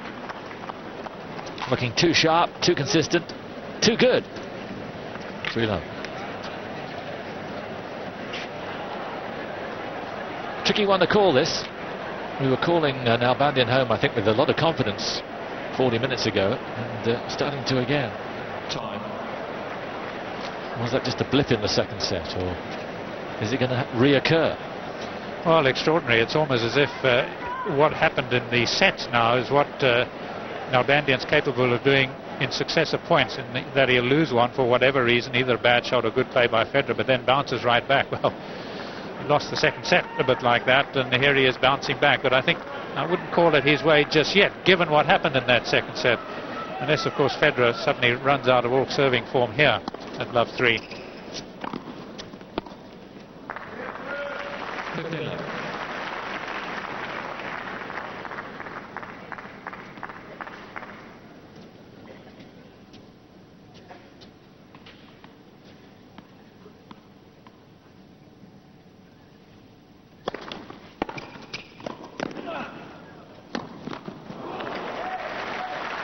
Terrific rally.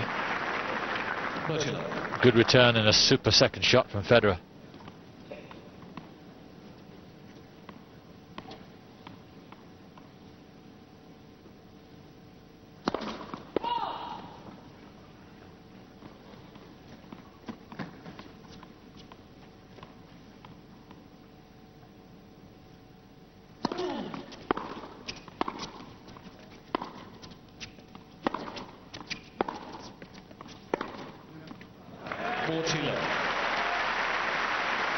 Double-handed winner.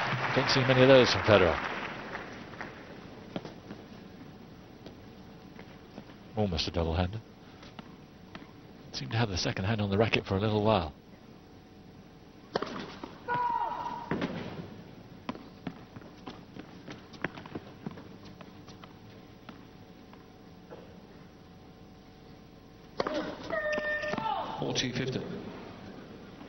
We've seen too many of those.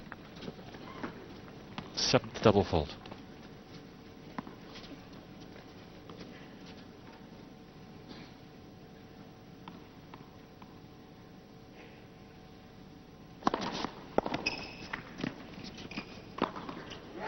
Federer.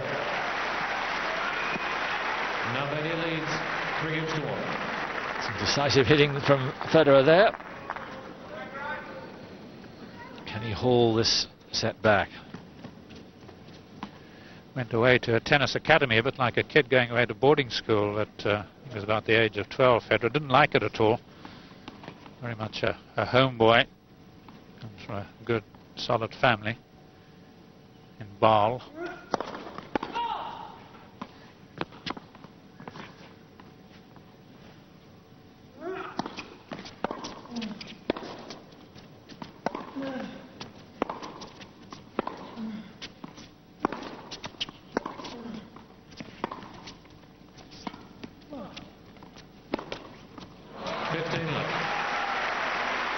Bit lucky. Long looping forehand could have gone anywhere. Yes, and then not a good short shot here, because it really wasn't a drop shot by Federer. Just too soft, bounced up too high.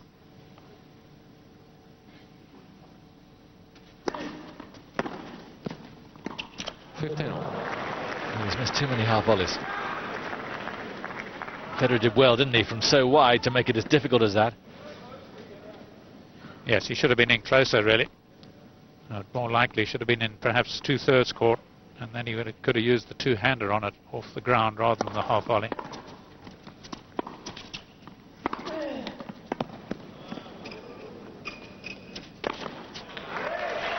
No mishit on that smash. 15-13.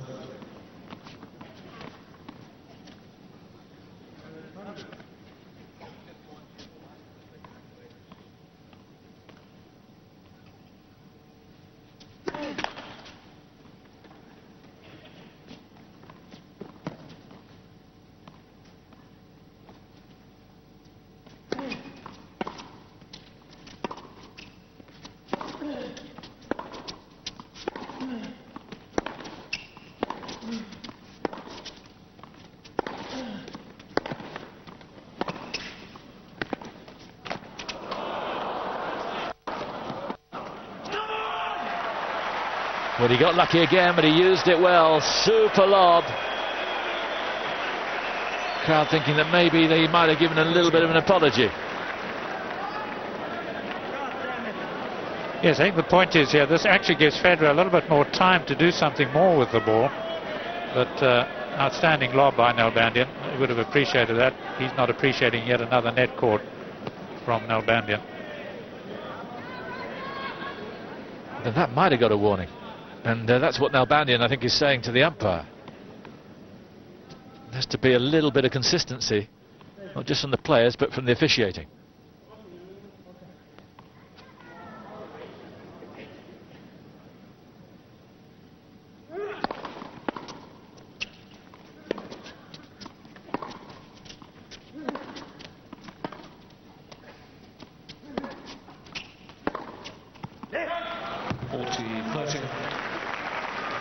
Perhaps just a little bit of needle between the players there. And I can understand Federer's point of view. Stick to the tennis, stop trying to tell the umpire what he should be doing. Game, Nalbandian. Nalbandian gives him an old-fashioned look. Holds on. Still just the one break of serve in the set. It's 4-1.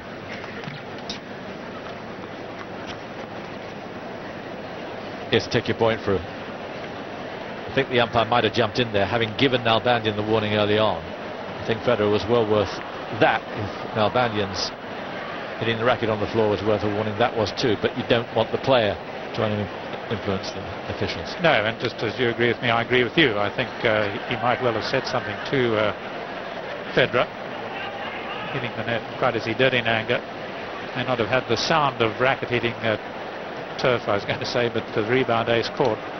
But on the other hand, when you do see a player try and intervene and try and say, hey, well, you've done it to me, why don't you do it to him, it does rankle a little bit. Earlier on, I was going to say, if these chaps were bedfellows, so to speak, they actually would enjoy one hobby, because I read in the ATP guide that Nalbandian likes his fishing, and I mentioned that I know that Federer does.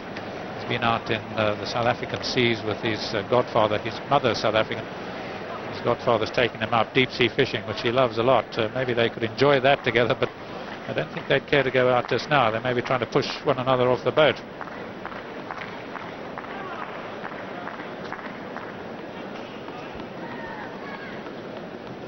So Federer at 1-4.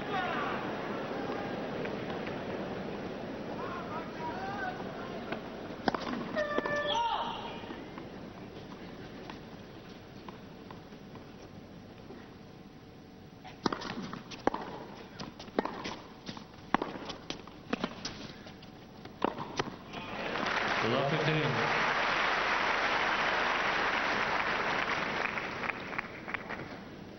Federer shouldn't feel out of it. There were 5 service breaks in the first set, 5 in the second, only 1 so far in the third. 15 all. 6th ace. So 25 aces here against Tommy Haas last year in that long match. It was 6-8 in the 5th it was.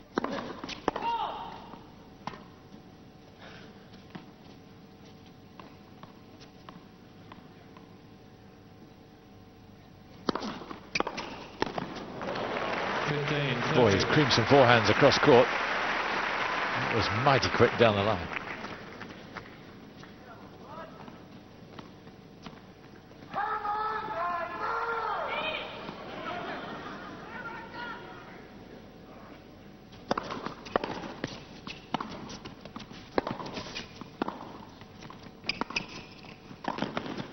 Yeah.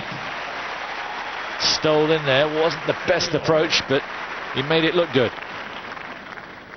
Yes, and as I say, he'd be delighted every time he sees Nalbandian go to the single-hander. He could really have played the more forceful shot, but he doesn't control those particularly well. Gives Federer time to close in.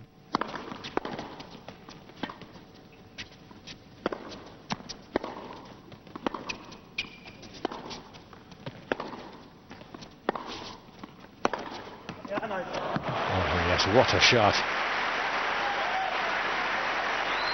Acknowledged by his opponent. 30, 40. And we could have another break, but it could be the decisive break. A second break for Nalbandian here, and surely the third set.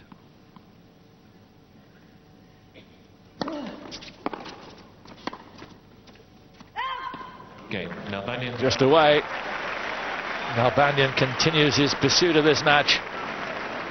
Nalbandian leads by 5 games to 1. Ball change, please. Hour and 48 minutes we've been playing. And once again, he's soaring. Yes, this is what really I expected the second set to be like when he led 2-love and had 2 breaks for 3-love. So whatever happened to Nalbandian, you can but say it was temporary indigestion.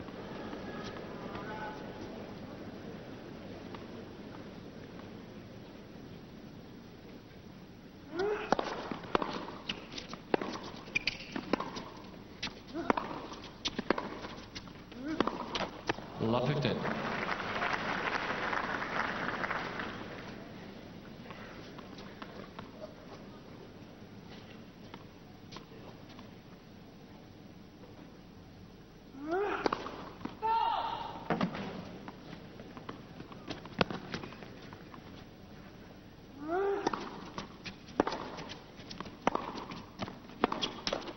All.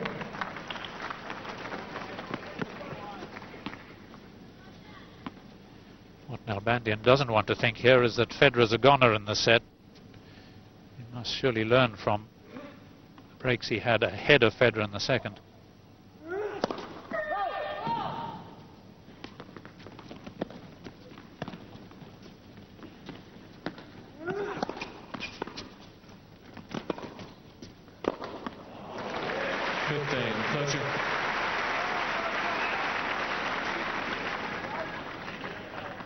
That's how he turned it around with aggression like that.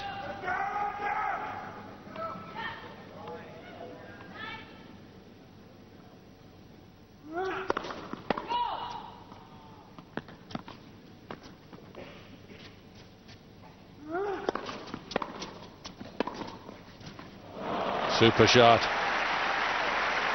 He is so cool under pressure, isn't he? Yes, lovely balance here, as you say. It took his time. And I think using the 2 hands is so much more effective for him. And if he tried to glide that with a single hand. 40, 30.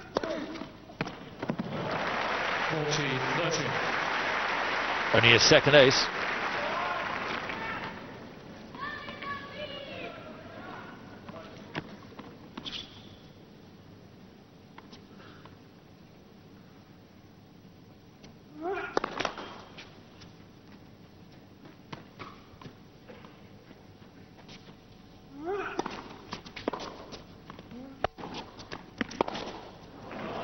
And there's the set. Third set. Nalbandian 6 games to 1. And he never looked in doubt once he'd broken him in the second game. And Nalbandian storms to it.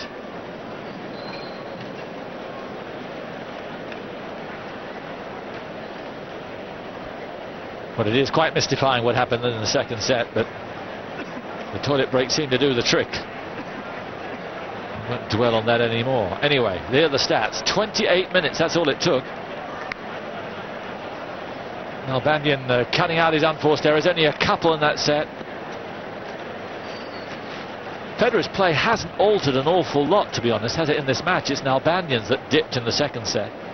Yes, I think that's right. I think that's a correct reading of it. Of course, the difference here is the differential between the winners and unforced errors of Nalbandian.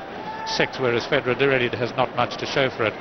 And Federer only the 10 net points. I think that's significant, because I think he's got to get in more. Of course, he can't come in on rubbish. We've seen the strength of Nalbandian from the back of the court, but the hope would be that he's coming in on slightly more effective shots, slightly harder hit, perhaps slightly deeper. And that perhaps is the most important aspect. Federer just began dropping the ball a little short in that second set. And with Nalbandian's strength, particularly the forehand working, humming as it is, Federer can't afford to hit hard but keep the ball short. He's got to even hit a bit softer and hit the ball deeper rather than shorter and harder. But obviously, if he can hit hard and long at the same time and deep at the same time, he'd be in much better shape. Well, time's been called, but he, as ever, will go his own pace. He's got some taping to do with the racket. 15 seconds.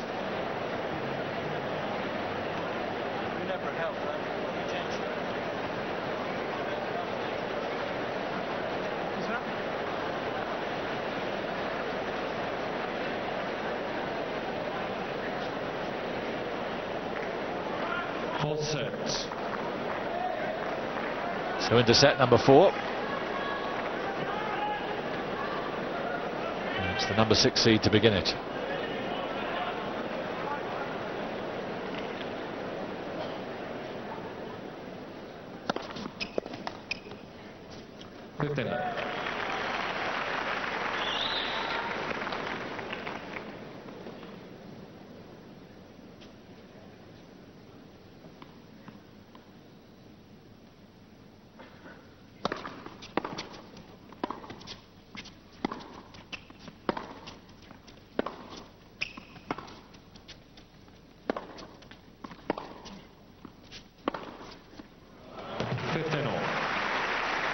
Too short again. Yes, it's almost as if he played the shot, realized it was short, and just walked away. Almost disgusted with himself.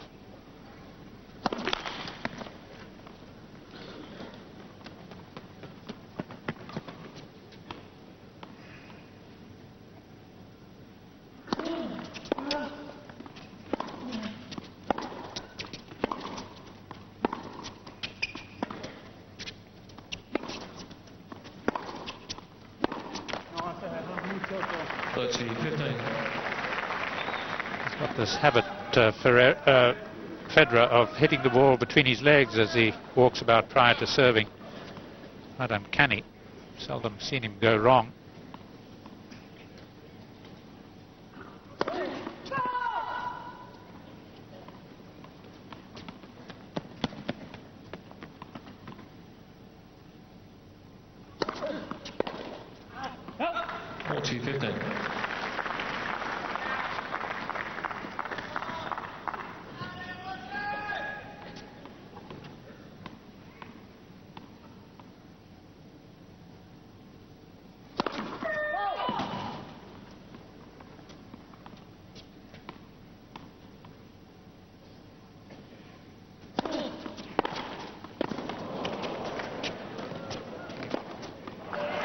Screamer of a return there from Nalbandian.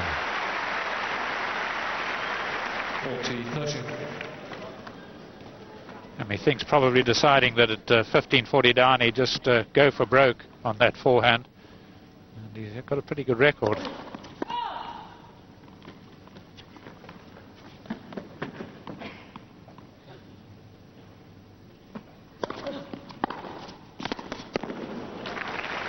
Again, Again, the second serve gets the treatment. He's still only winning just over 30% of the points behind the second serve, Federer. It's been another symptom of his demise. Big point here.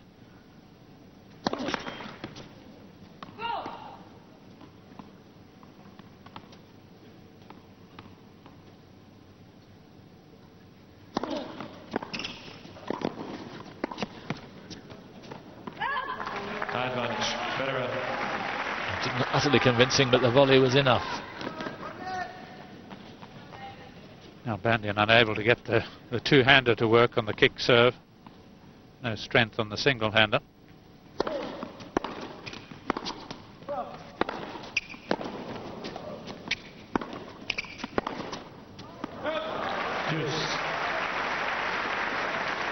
Nalbandian, you sense, is right after him again.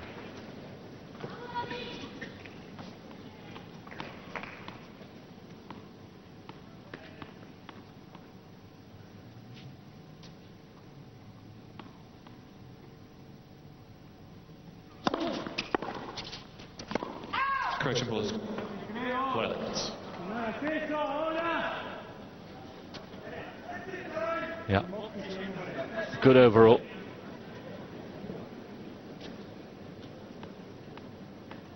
Poor call.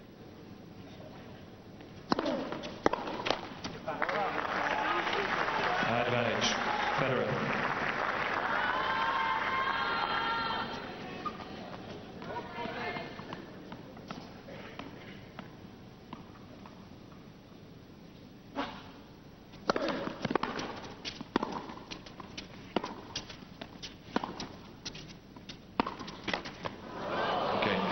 Not that time. So Federer gets off to a lead in set number 4. Well, real relief for him, because he's lost every opening service game of the match so far.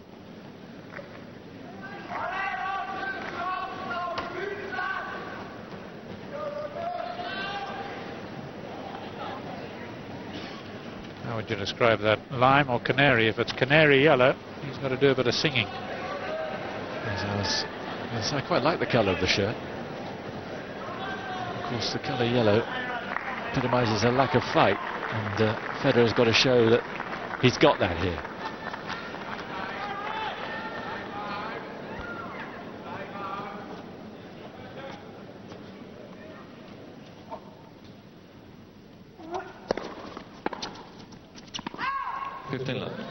There used to be a theory about yellow shirts with yellow balls. It's a little difficult to pick up, particularly with people volleying with the yellow background.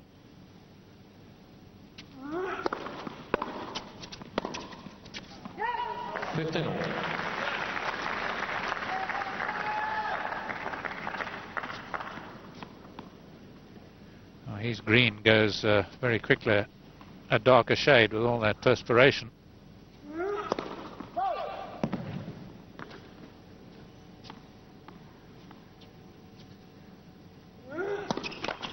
Left. Second.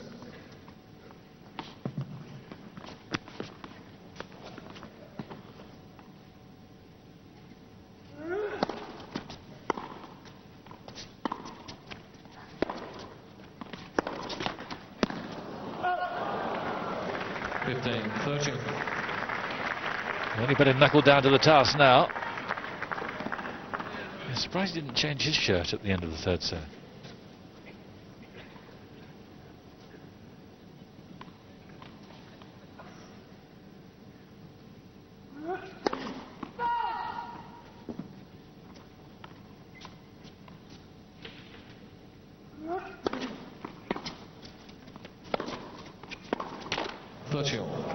Big second serve from Nalbandian, but the chance was there for Federer, and one he'd normally back himself to make. See the importance of the first Nalbandian shot, providing Federer really doesn't do too much with the return. If he uses force, then he tends to jump into the saddle, whereas if he just pushes it back, it gives Federer the opportunity to do that.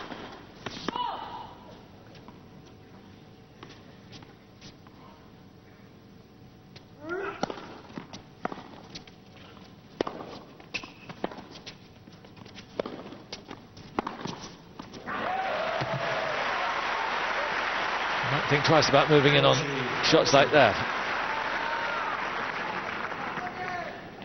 Well, certainly trying to control the point, but a fine pass by Federer with Nalbandian just dropping it a little short. So here's a chance for Federer to establish himself in the match again. Break point.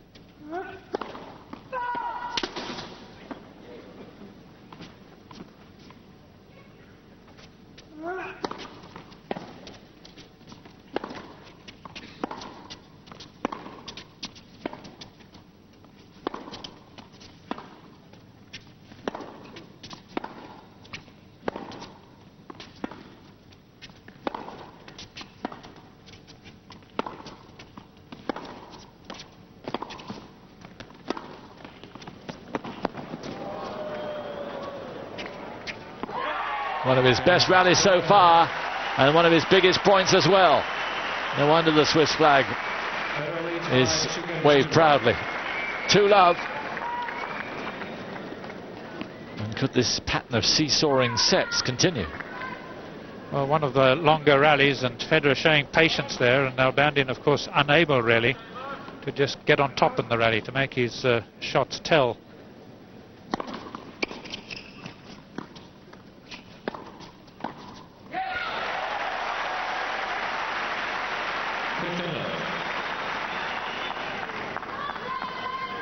Didn't play too bad a cross-court two-hander here, but Federer closing in nicely, cut it off. 39.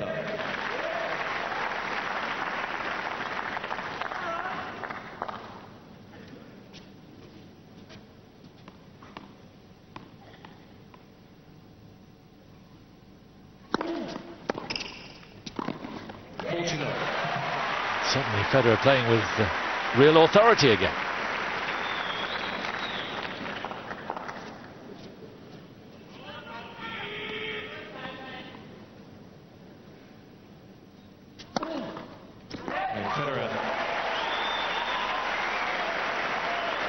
Ace number 7, and a racing start to this fourth set for the Swiss.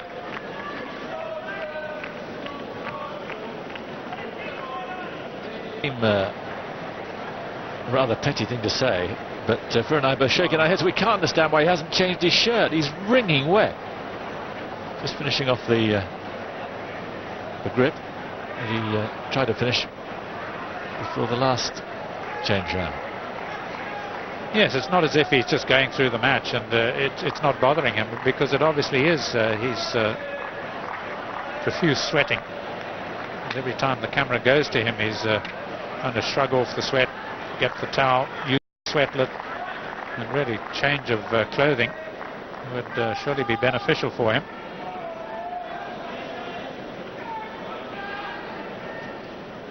Love 3.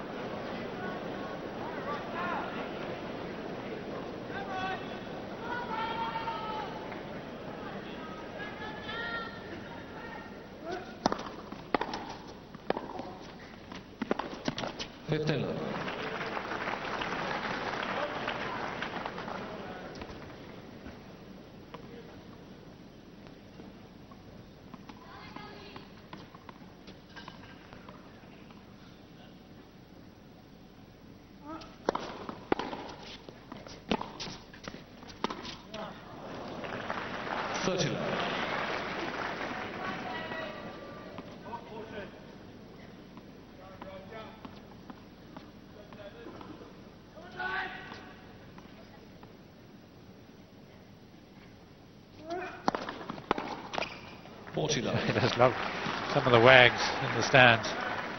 Come on, Roger. Come on, David. And then, come on, Dave.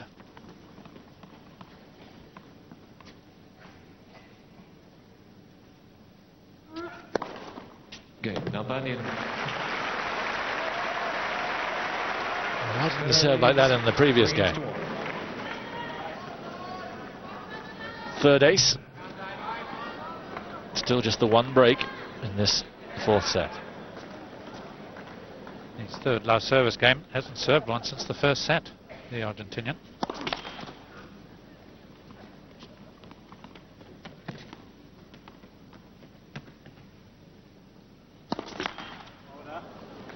Love 15. I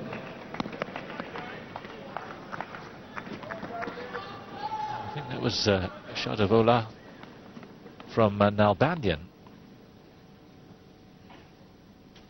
when he saw the double. If it was pretty strong bit of gamesmanship. Yes, no, I thought it was Federer saying throw it up.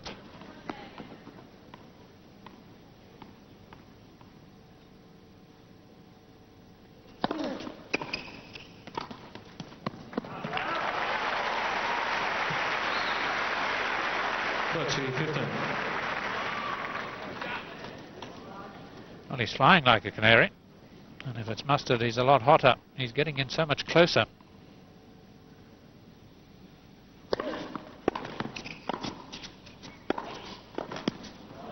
Well played, beautiful touch. Nalbandian must have thought that was going past him.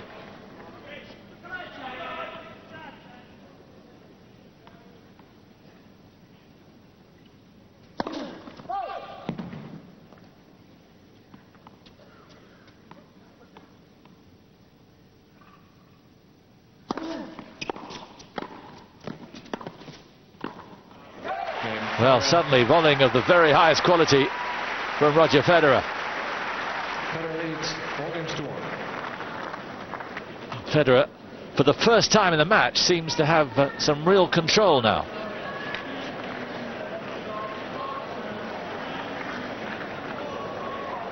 Now, unlike what happened in the second set, this is more Federer raising his game. It was Nalbandian dropping his game really in set number 2. Yes, again, I think the first game rather important because it was a bit of a ding-dong affair, wasn't it? Quite a long game. Nalbandian didn't have break points, but might well have had his chances with a few deuces, and Federer winning that. Since then, it's been much more imperial from Federer, which is really the sort of term we like to use with Federer. He is such a talent. Nalbandian, perhaps, on the other hand, just a little flat, particularly in that second game.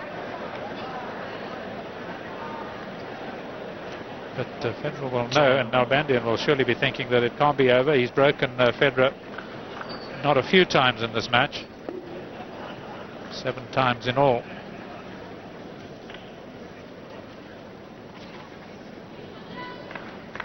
Federer aiming for his 3rd quarter-final in a Grand Slam. Remember, he got to the quarter-final at Wimbledon in 2001, where he beat Pete Sampras and was then taken out by Tim Henman. Quarter-finalist at Roland Garros the same year. 4th round. This round is the furthest he's gone so far.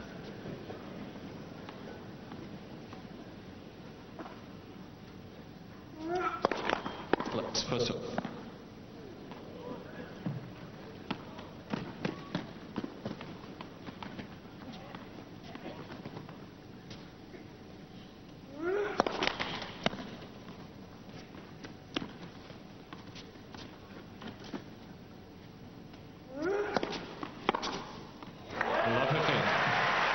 Reading the Nalbandian serve a lot better.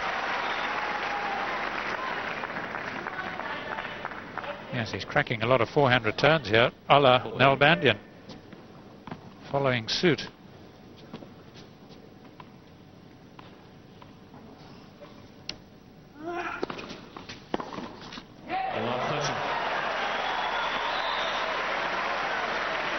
Well, that's one of the shocks of the match.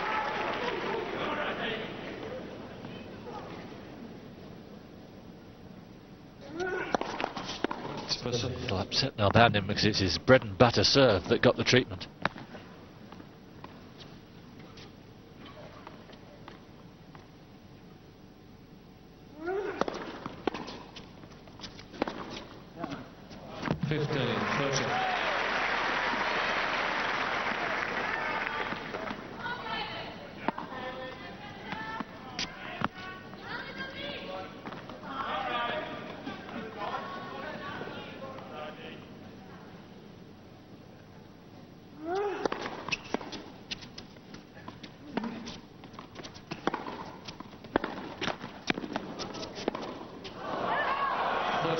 That was a bad miss. An important one it may be, because it would have given him 2 break points for 5-1. Instead of which there might be a lot more work left in this fourth set.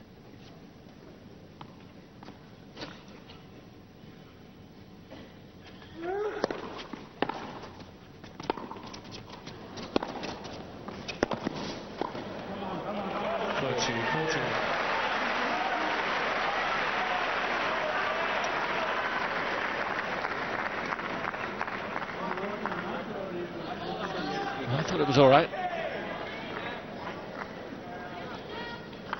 Yes, I too.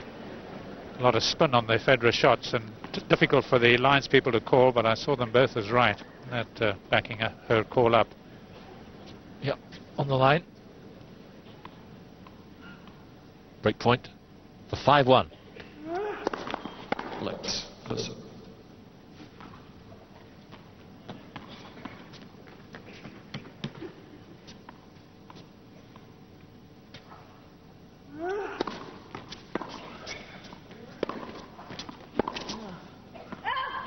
Deuce.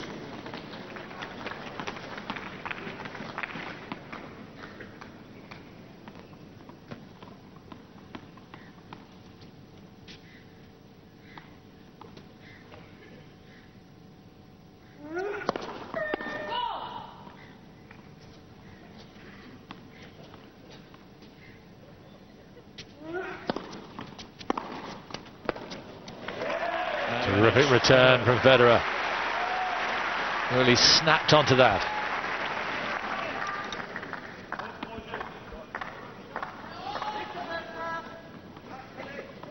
Second break point. It's a good percentage for both of them.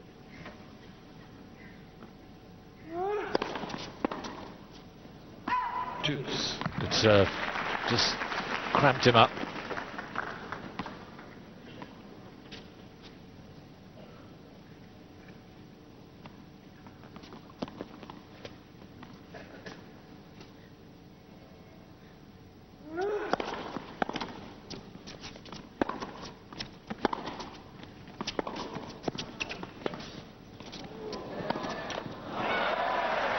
Vicious slice. And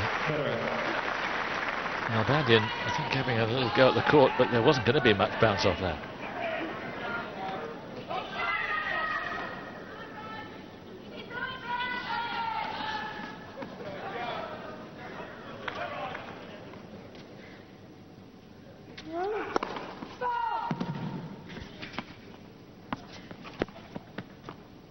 Point, please.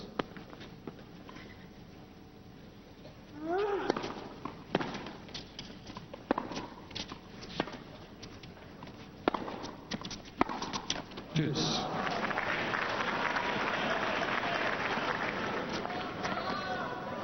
Well, that must be very frustrating for him. He knows that winning these points, 3 of them he's had, he'd surely be wrapping up the set. Looking forward to a 5th.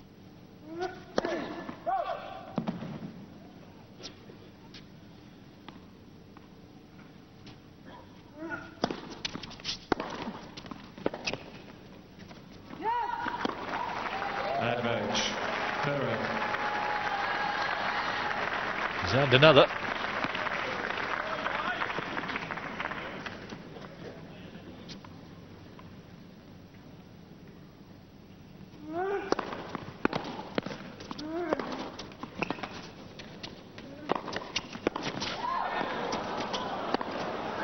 Oh no, what a pity. Would have been an absolute delight to have got the break with that shot.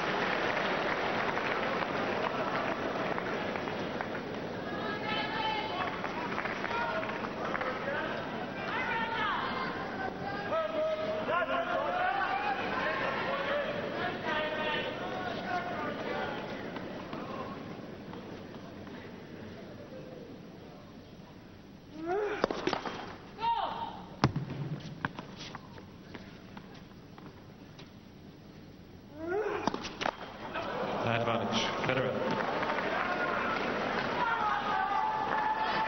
Second double.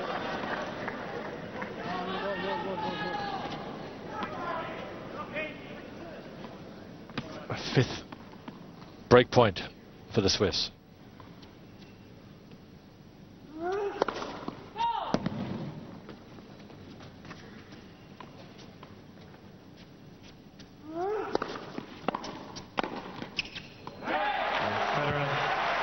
And Federer has looked really convincing in this fourth set. Federer leads by 5 games to 1. Nalbandian has lost all that authority that he had in sets 1 and 3. And now it's Federer who's looking the governor.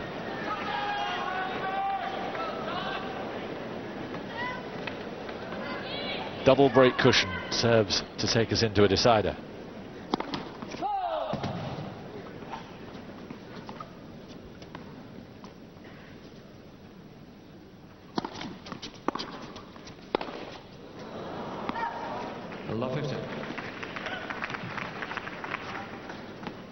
Well, Nalbandian, even if he may think the set's over, will want to win this game, so at least that he begins serving in the next set. Or will he?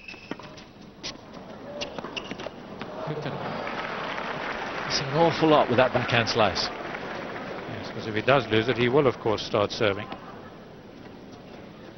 But Federer certainly looks the fitter of the two. Maybe all that hard work he put in December is paying off. 30-15.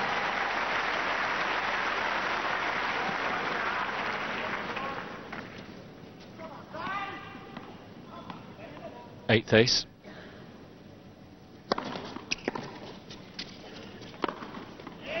He doesn't look too bothered about winning this game.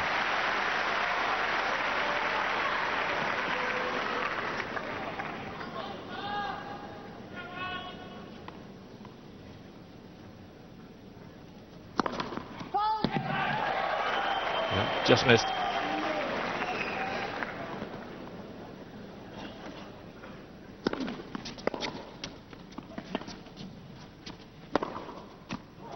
It was just about his best shot of the set.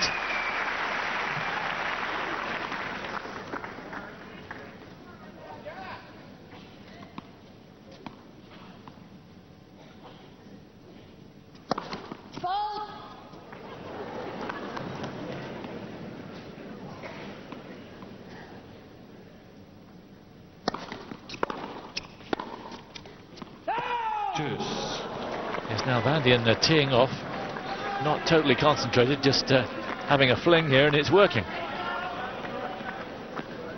He certainly must be in two minds.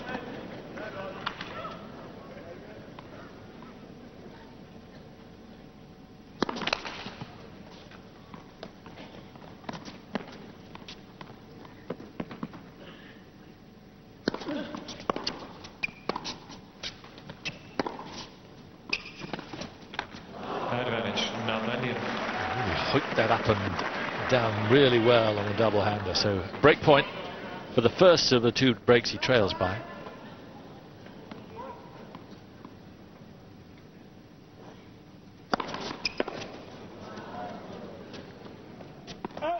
Juice. I haven't seen Federer use that serve much, really opening the shoulders, hitting the flat serve out wide as opposed to the kicker.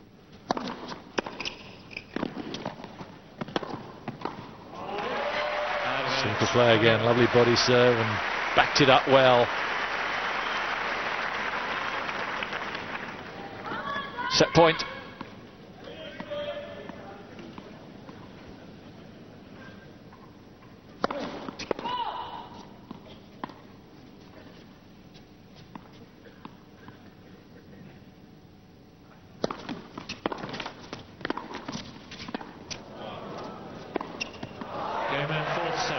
Well, he finishes the set with some alacrity there, and it was his best set of the match. But how will Nalbandian feel as they go into set number 5? Welcome back. Give you some of the stats from the fourth set, both serving at around 58% first serves in. 15 winners to Federer, though, as opposed to 5 from Nalbandian. And only 8 unforced errors, 6 for Nalbandian. So we move into set number 5. Nalbandian's never been beaten in a 5-set match. And you'll remember, those of you who watched Wimbledon last year, his exploits there, where he beat Lepenti in 5 sets in the quarter-final, an absolute marathon, and then came from 2 sets to 1 down against Xavier Malisse, although that was over 2 days, I remember, in the semi-final. So he's never been beaten 3-0. Federer, though, Well, his record's not too bad in 5 sets, 6-4. I guess his biggest 5-set match was at Wimbledon, also against Pete Sampras in that quarter-final, 4th round match. Yes, a mood of expectation here, naturally, from this crowd. Nalbandian, of course, they'll know because he was up against Hewitt in that Wimbledon final, so many of these tennis followers would have seen that match. And Federer, well, he's been a winner in Sydney last year, so well known too to the Australian television public, if not necessarily to the Melbourne crowd. But I certainly would fancy Federer here now, because Nalbandian, even though he came back well after losing that second set, winning the third set 6-1, I still feel is just a little lacking perhaps in fitness for this 5th set. And if Federer can begin as he's left off, well, he's certainly in much improved form. I admire your confidence. I'm finding this now a totally difficult match to call, so I'll just leave it out. I must say, I did think Nalbandian was a virtually certain winner early on in that second set, but we're dead level now as we move into set number 5. After only 2 hours and 25 minutes, they've been pretty quick sets. Not much hanging about. Some quite exciting play. Neither player at his very best. Nalbandian was at his best at the end of the first set, start of the second. Federer was playing some of his best tennis at the end of the 4th set. Yes, not a deuce set in the match, and consequently, really, neither player, or at no stage, are both players playing well at the same time. It's either a case of Federer playing well and Nalbandian falling away, or vice versa. FCB, not Barcelona, incidentally, it's FC Bâle, who've done so well in Europe this year, and of course where this young man is from. He's a big supporter of the team. So Federer had the toilet break this time. Let's see if it'll do for him what it did for his opponent.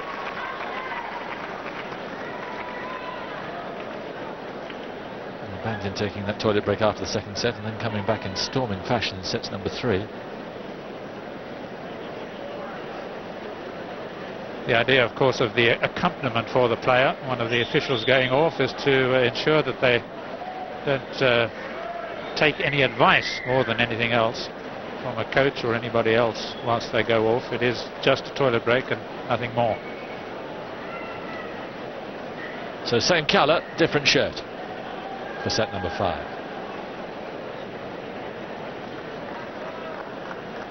This will be a big win for Federer if he can close out this 5th set, because there's no doubt that he was under the cosh severely, and perhaps 2 or 3 years ago might have faded away, just disintegrated. Nalbandian's also taken a toilet break. Finally changed his gear and come out a lot lighter, just because of the drenched, well, it was almost khaki by the end, or black, that green outfit of his. And that will make a point to everyone watching. It's made of stern stuff, Nalbandian. He's in his Wimbledon gear, isn't he? He's all white.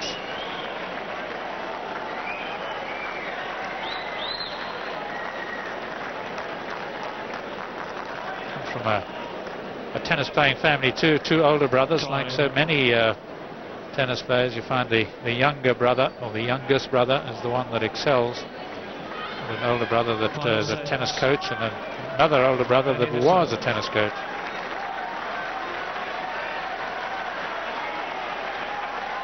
So here we go then, into set number 5.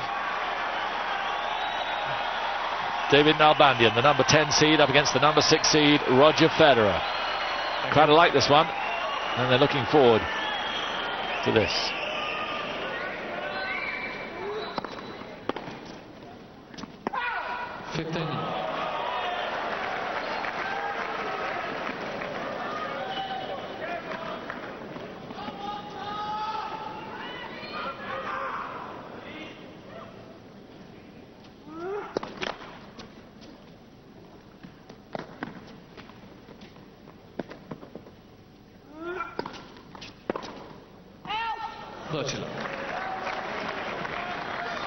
The second time on the second set that he's begun serving.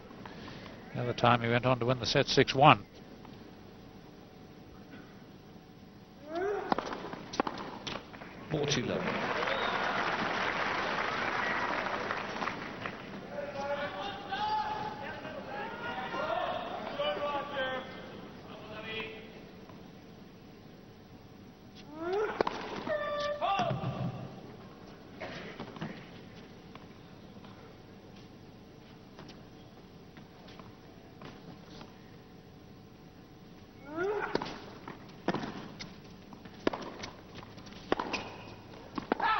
Nalbandian. There's a couple of errors long there from Federer. Nalbandian gets off to a very comfortable lead at the start of set number 5.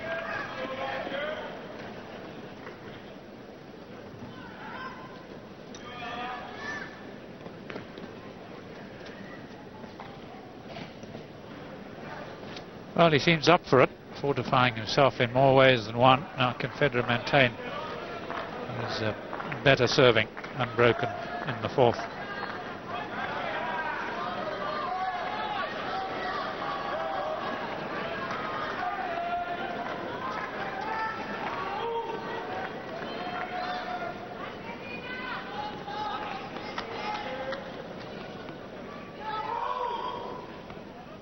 New balls, love one.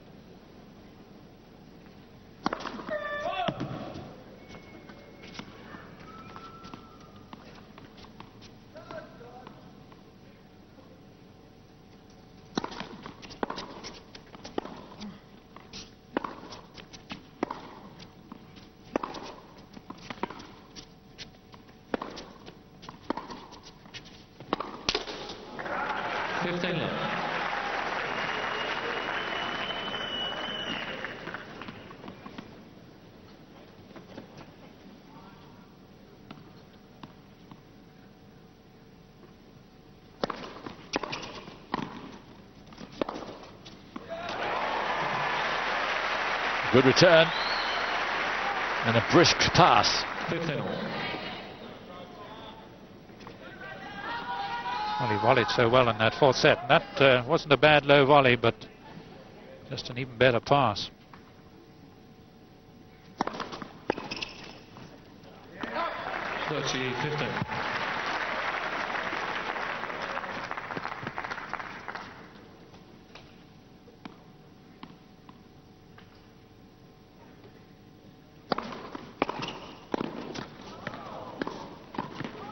What a super first volley that was from Federer. Blitzed at him. Excellent improvisation. 40-15. Oh, terrific hands. You can see just dropping the wrist, getting it back in court, and then picking this down the line.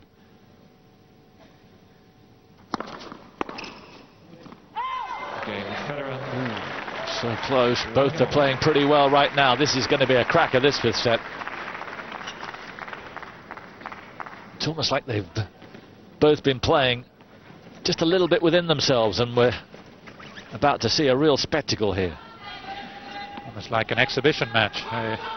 You feel you've got to give the crowd their money's worth, play to the 5th set, and then 2 sets all, but then we go for it in the 5th, and winner takes all.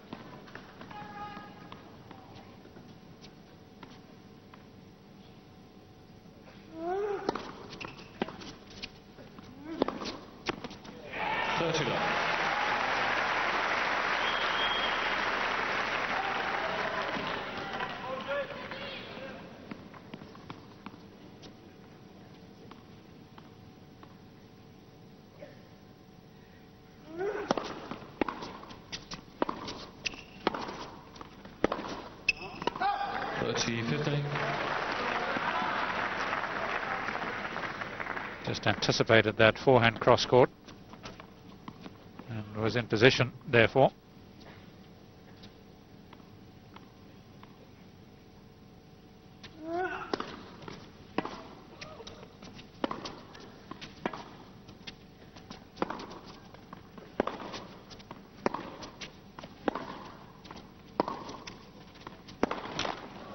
20-15.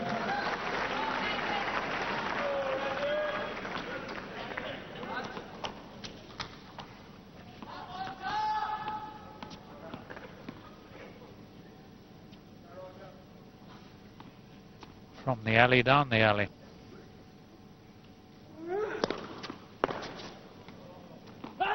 Game Nalbandian. So Nalbandian holds. No breaks so far in the 5th set. But you never feel that one's far away. Just think of the Aussie crowd. It's not been a frenetic atmosphere tonight. Argentina doesn't fit very strongly on the Aussie sporting map, and Switzerland, well, unheard of. No Swiss has done anything here in the Australian Open, and you don't get too many Swiss rugby union or rugby league players. Apart from Martina Hingis, of course.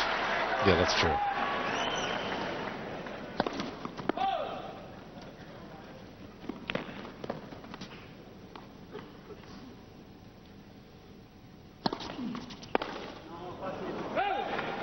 There might be one or two Aussies who take a lesser view of women's sport. And won't get into that.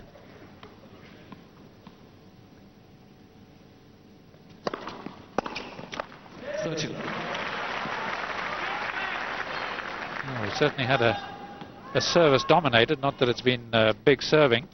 Not an ace in the 5th set yet, but hardly a 0.1 against serve.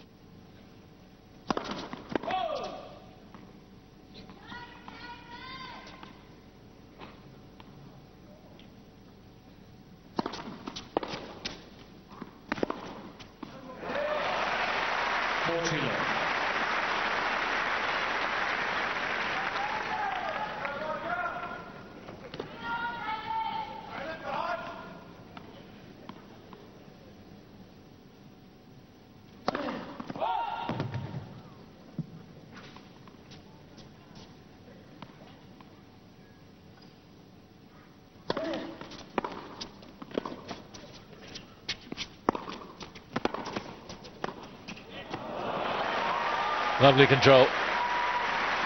He can volley well. His half volleys haven't been too good, but he volleys fine. Yes, I was involved in a huge doubles match in the Davis Cup against the Russians with Lucas Arnold, his fellow Argentinian. They beat Kafalnikov and Safin. I think it was 18-16 on 19-17 in the 5th. A match over 6 hours.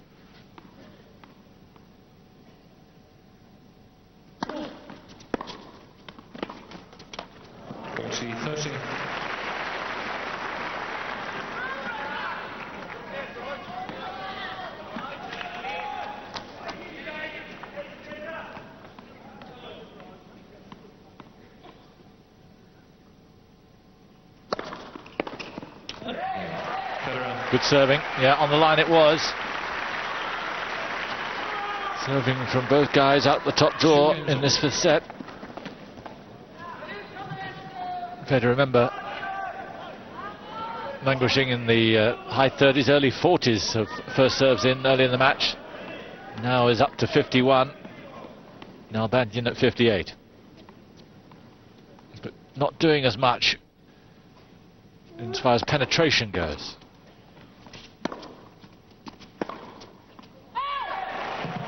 Yeah, he knows it missed. Shouldn't have.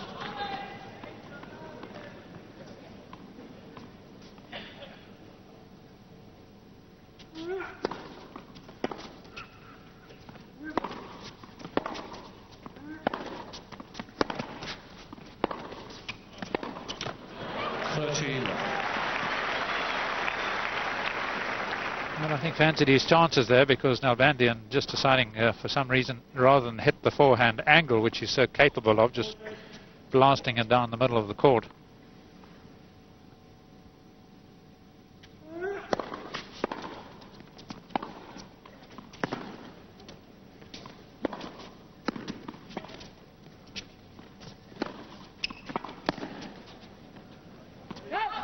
Yes, the drop shot got him into trouble.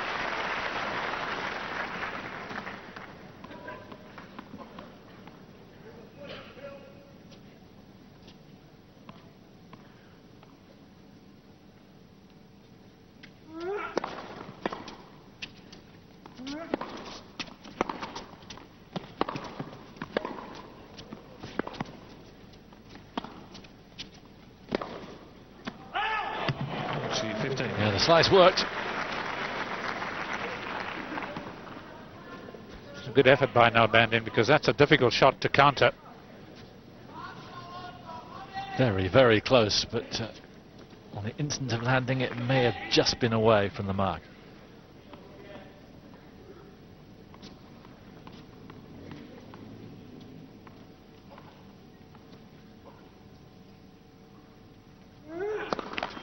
Left.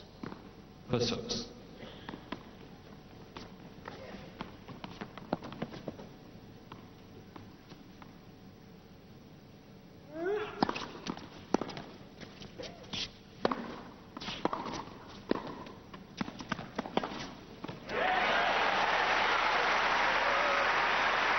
Eyed him up and blasted him. 40-30. Well, Nalbandian's lost umpteen points when he's been caught having to play either a very low volley or a half volley.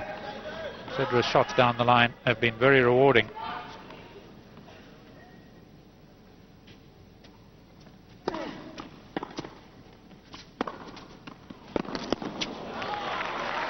Beautifully smooth. Federer threatening to come at him again. But Nalbandian edges in front once more. And this one threatens to go right the way to the wire. David Nalbandian looking fresh, especially now in his new white shirt. How fresh is he? That may have a big bearing on the outcome of this match. Federer not ailing at all. It's been a match of big power hitting, but I think both are up for the closing stages of this fifth set, physically as well as mentally. 15.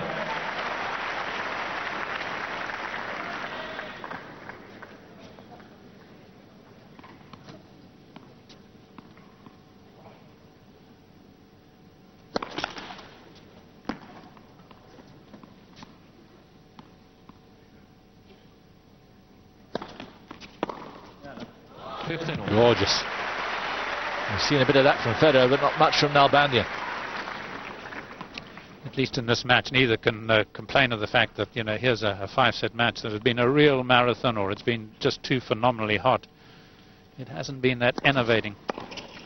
30-15. Serve right to the line, no complaints from Nalbandian. He looks down, but keeps his mouth shut.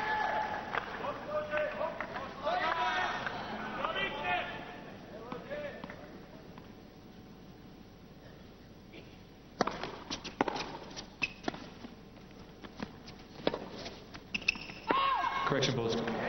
Oh, Richard call.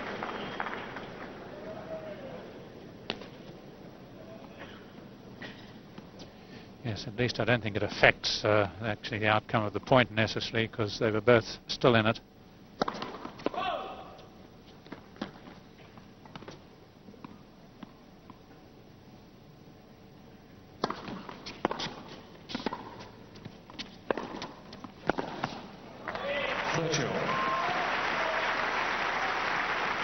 Controlled big hitting from Nalbandian, and he threatens Federer once more.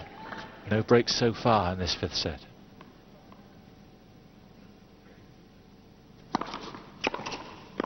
And he's really returning well now. Suddenly he's stepped it up, and Federer has break point to save.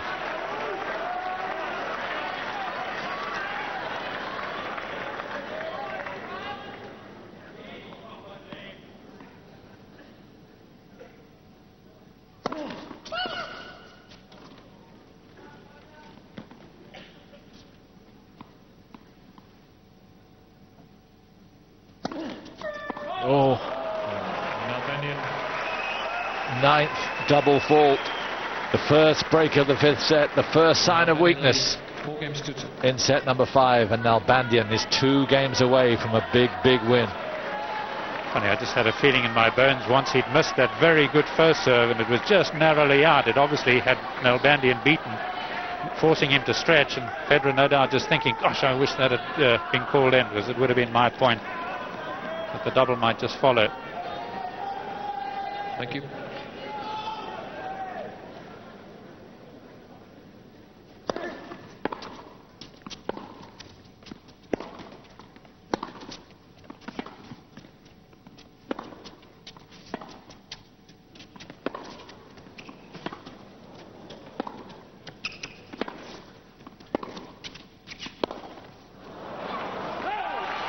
Nalbandian seems to be right in the groove now, in the kind of groove he was in the second set, or at the end of the first set and start of the second.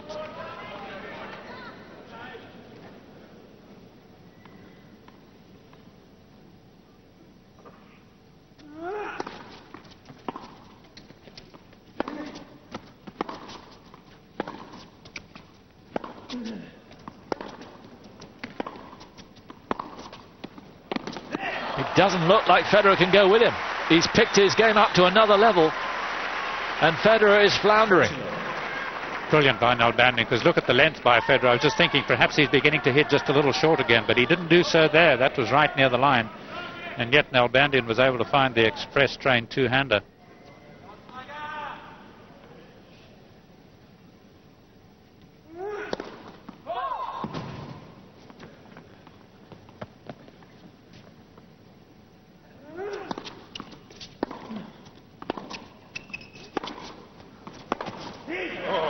Just outrageous. Suddenly out of nowhere he's picked his game up and found just fabulous level here.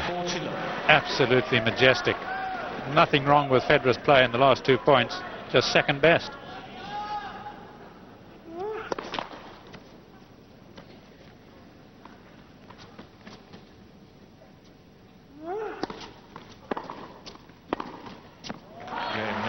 Federer must be wondering what on earth is happening here. He's just been torn apart in this fifth set. But just in time, you see Roger Federer serving to stay in the match now. The match that's seesawed violently one way and the other, and seemingly it's all down to Nalbandian. Federer's form has stayed around the same. I'd say it's 8.5 to 9 out of 10. Nalbandian's just been violent fluctuations. That was close, but I think it was away. 30.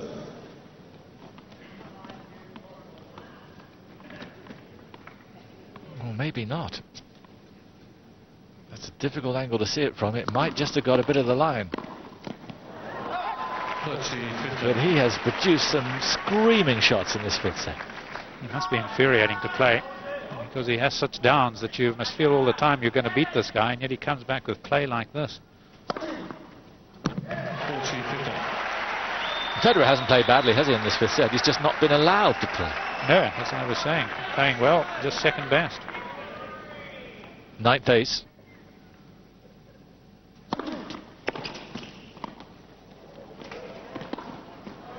Oh. Nothing is out of his compass. 40, 30.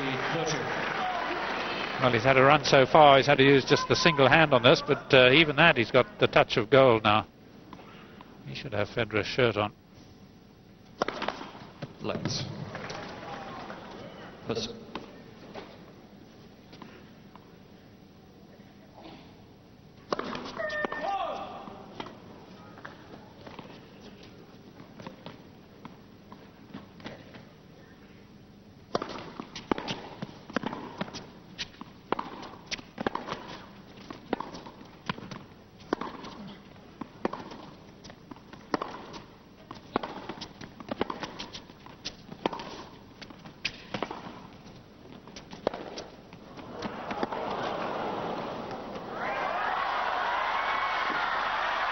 Oh, he is such a good player.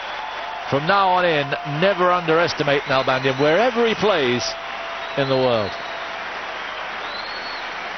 And some of the loudest applause of the day here on the Rod Laver Arena.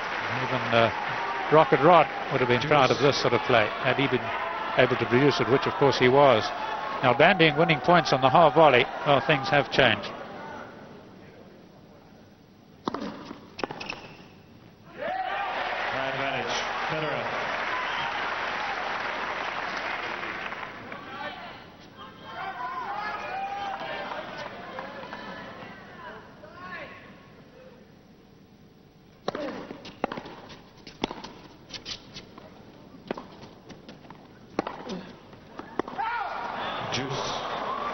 Late call. He's conspiring against Federer at the moment. Player opposing him is playing out of his skin right now.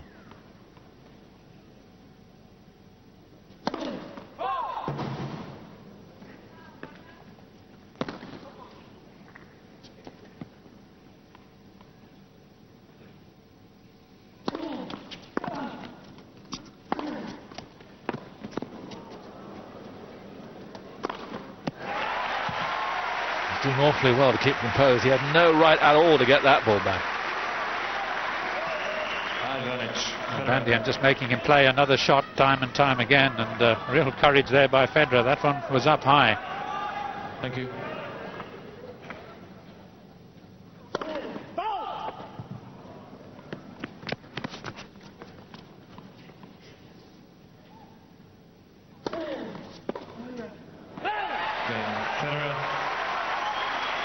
It's 5-3. And 5 minutes short of 3 hours. It's Nalbandian to see if he can finish this off. It may have one last twist left in it. I rule nothing out, but Nalbandian has dominated this 5th set and now serves for it.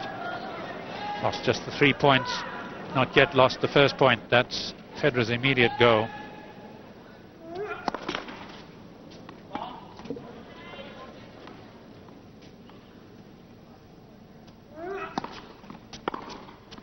There it is. Right into the comfort zone. And he laid the hammer down.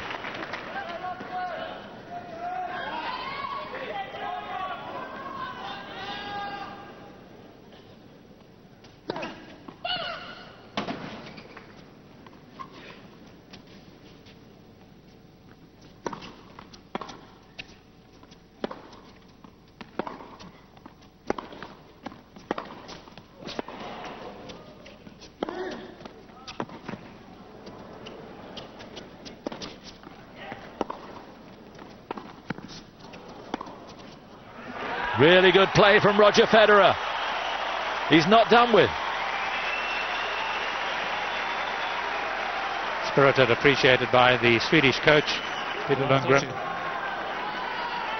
Hitting as hard at times, almost as Nalbandian. And when it comes to use of the hands, so capable, of course.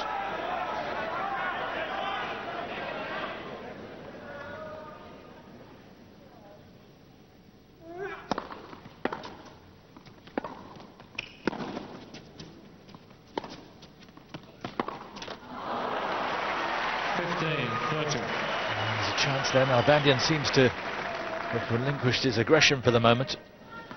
And there's anxiety there. So close, tantalizingly close to a massive win.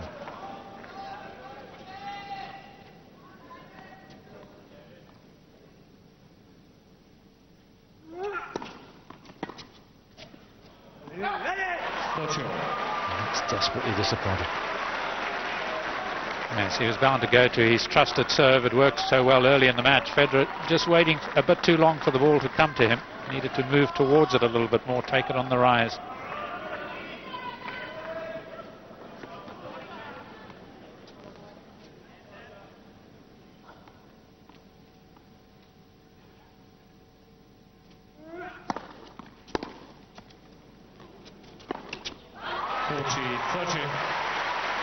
Serve does the trick, and he needs one more. Will he go to his tried and trusted to conclude the match?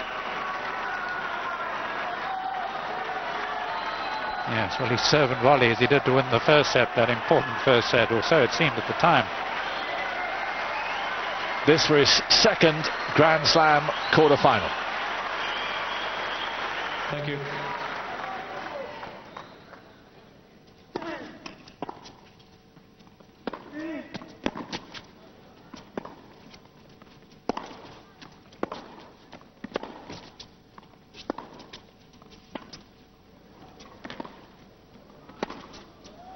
Nope, it's away, and Nalbandian is a magnificent winner here. 6-4, 3-6, 6-1, 1-6, 6-3. Not the warmest of handshakes at the end. Federer will be desperately disappointed. And Nalbandian has proved himself a player now on all surfaces. And he is going to be a major threat on this tournament now, right the way through.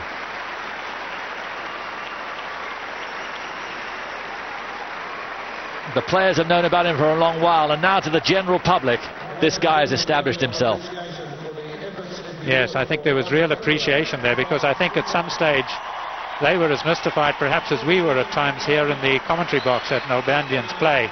Federer did his best in the end. It's just that Nalbandian seems to have his number. I mean, it's a bit like trying to read Armenian, which is of course where Nalbandian's heritage is, because you can't read it. One minute you think you've got it, the next minute, no. I thought he'd had it when it came to this fifth set, but he just shows as he wins his fifth set match. He hasn't lost one yet. What a talent, what a character he's got. That's it, I think, character. And there'll be big smiles, and some of them will be parting late, but not Nalbandian.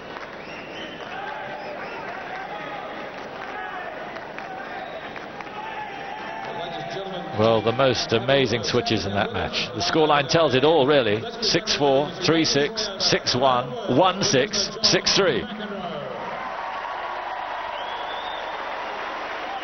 For those of you on Eurosport International, we'll be showing you the Schuttler and Blake match when we come back at 3:30. And of course, coming up here on British Eurosport, Annabel Croft and Andrew Castle with the studio and all the highlights from what's been a momentous day here in Melbourne on day 8.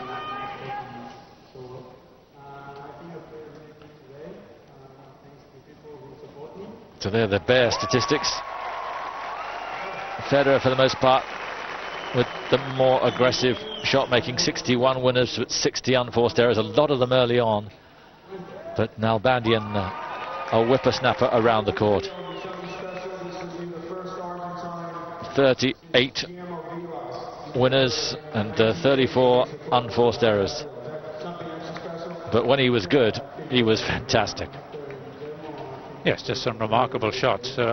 Even countering Federer's some of Federer's terrific play in that fifth set, able to bite back with some pretty sharp teeth, and not only that forehand, which was magical throughout, but also with the two-hander.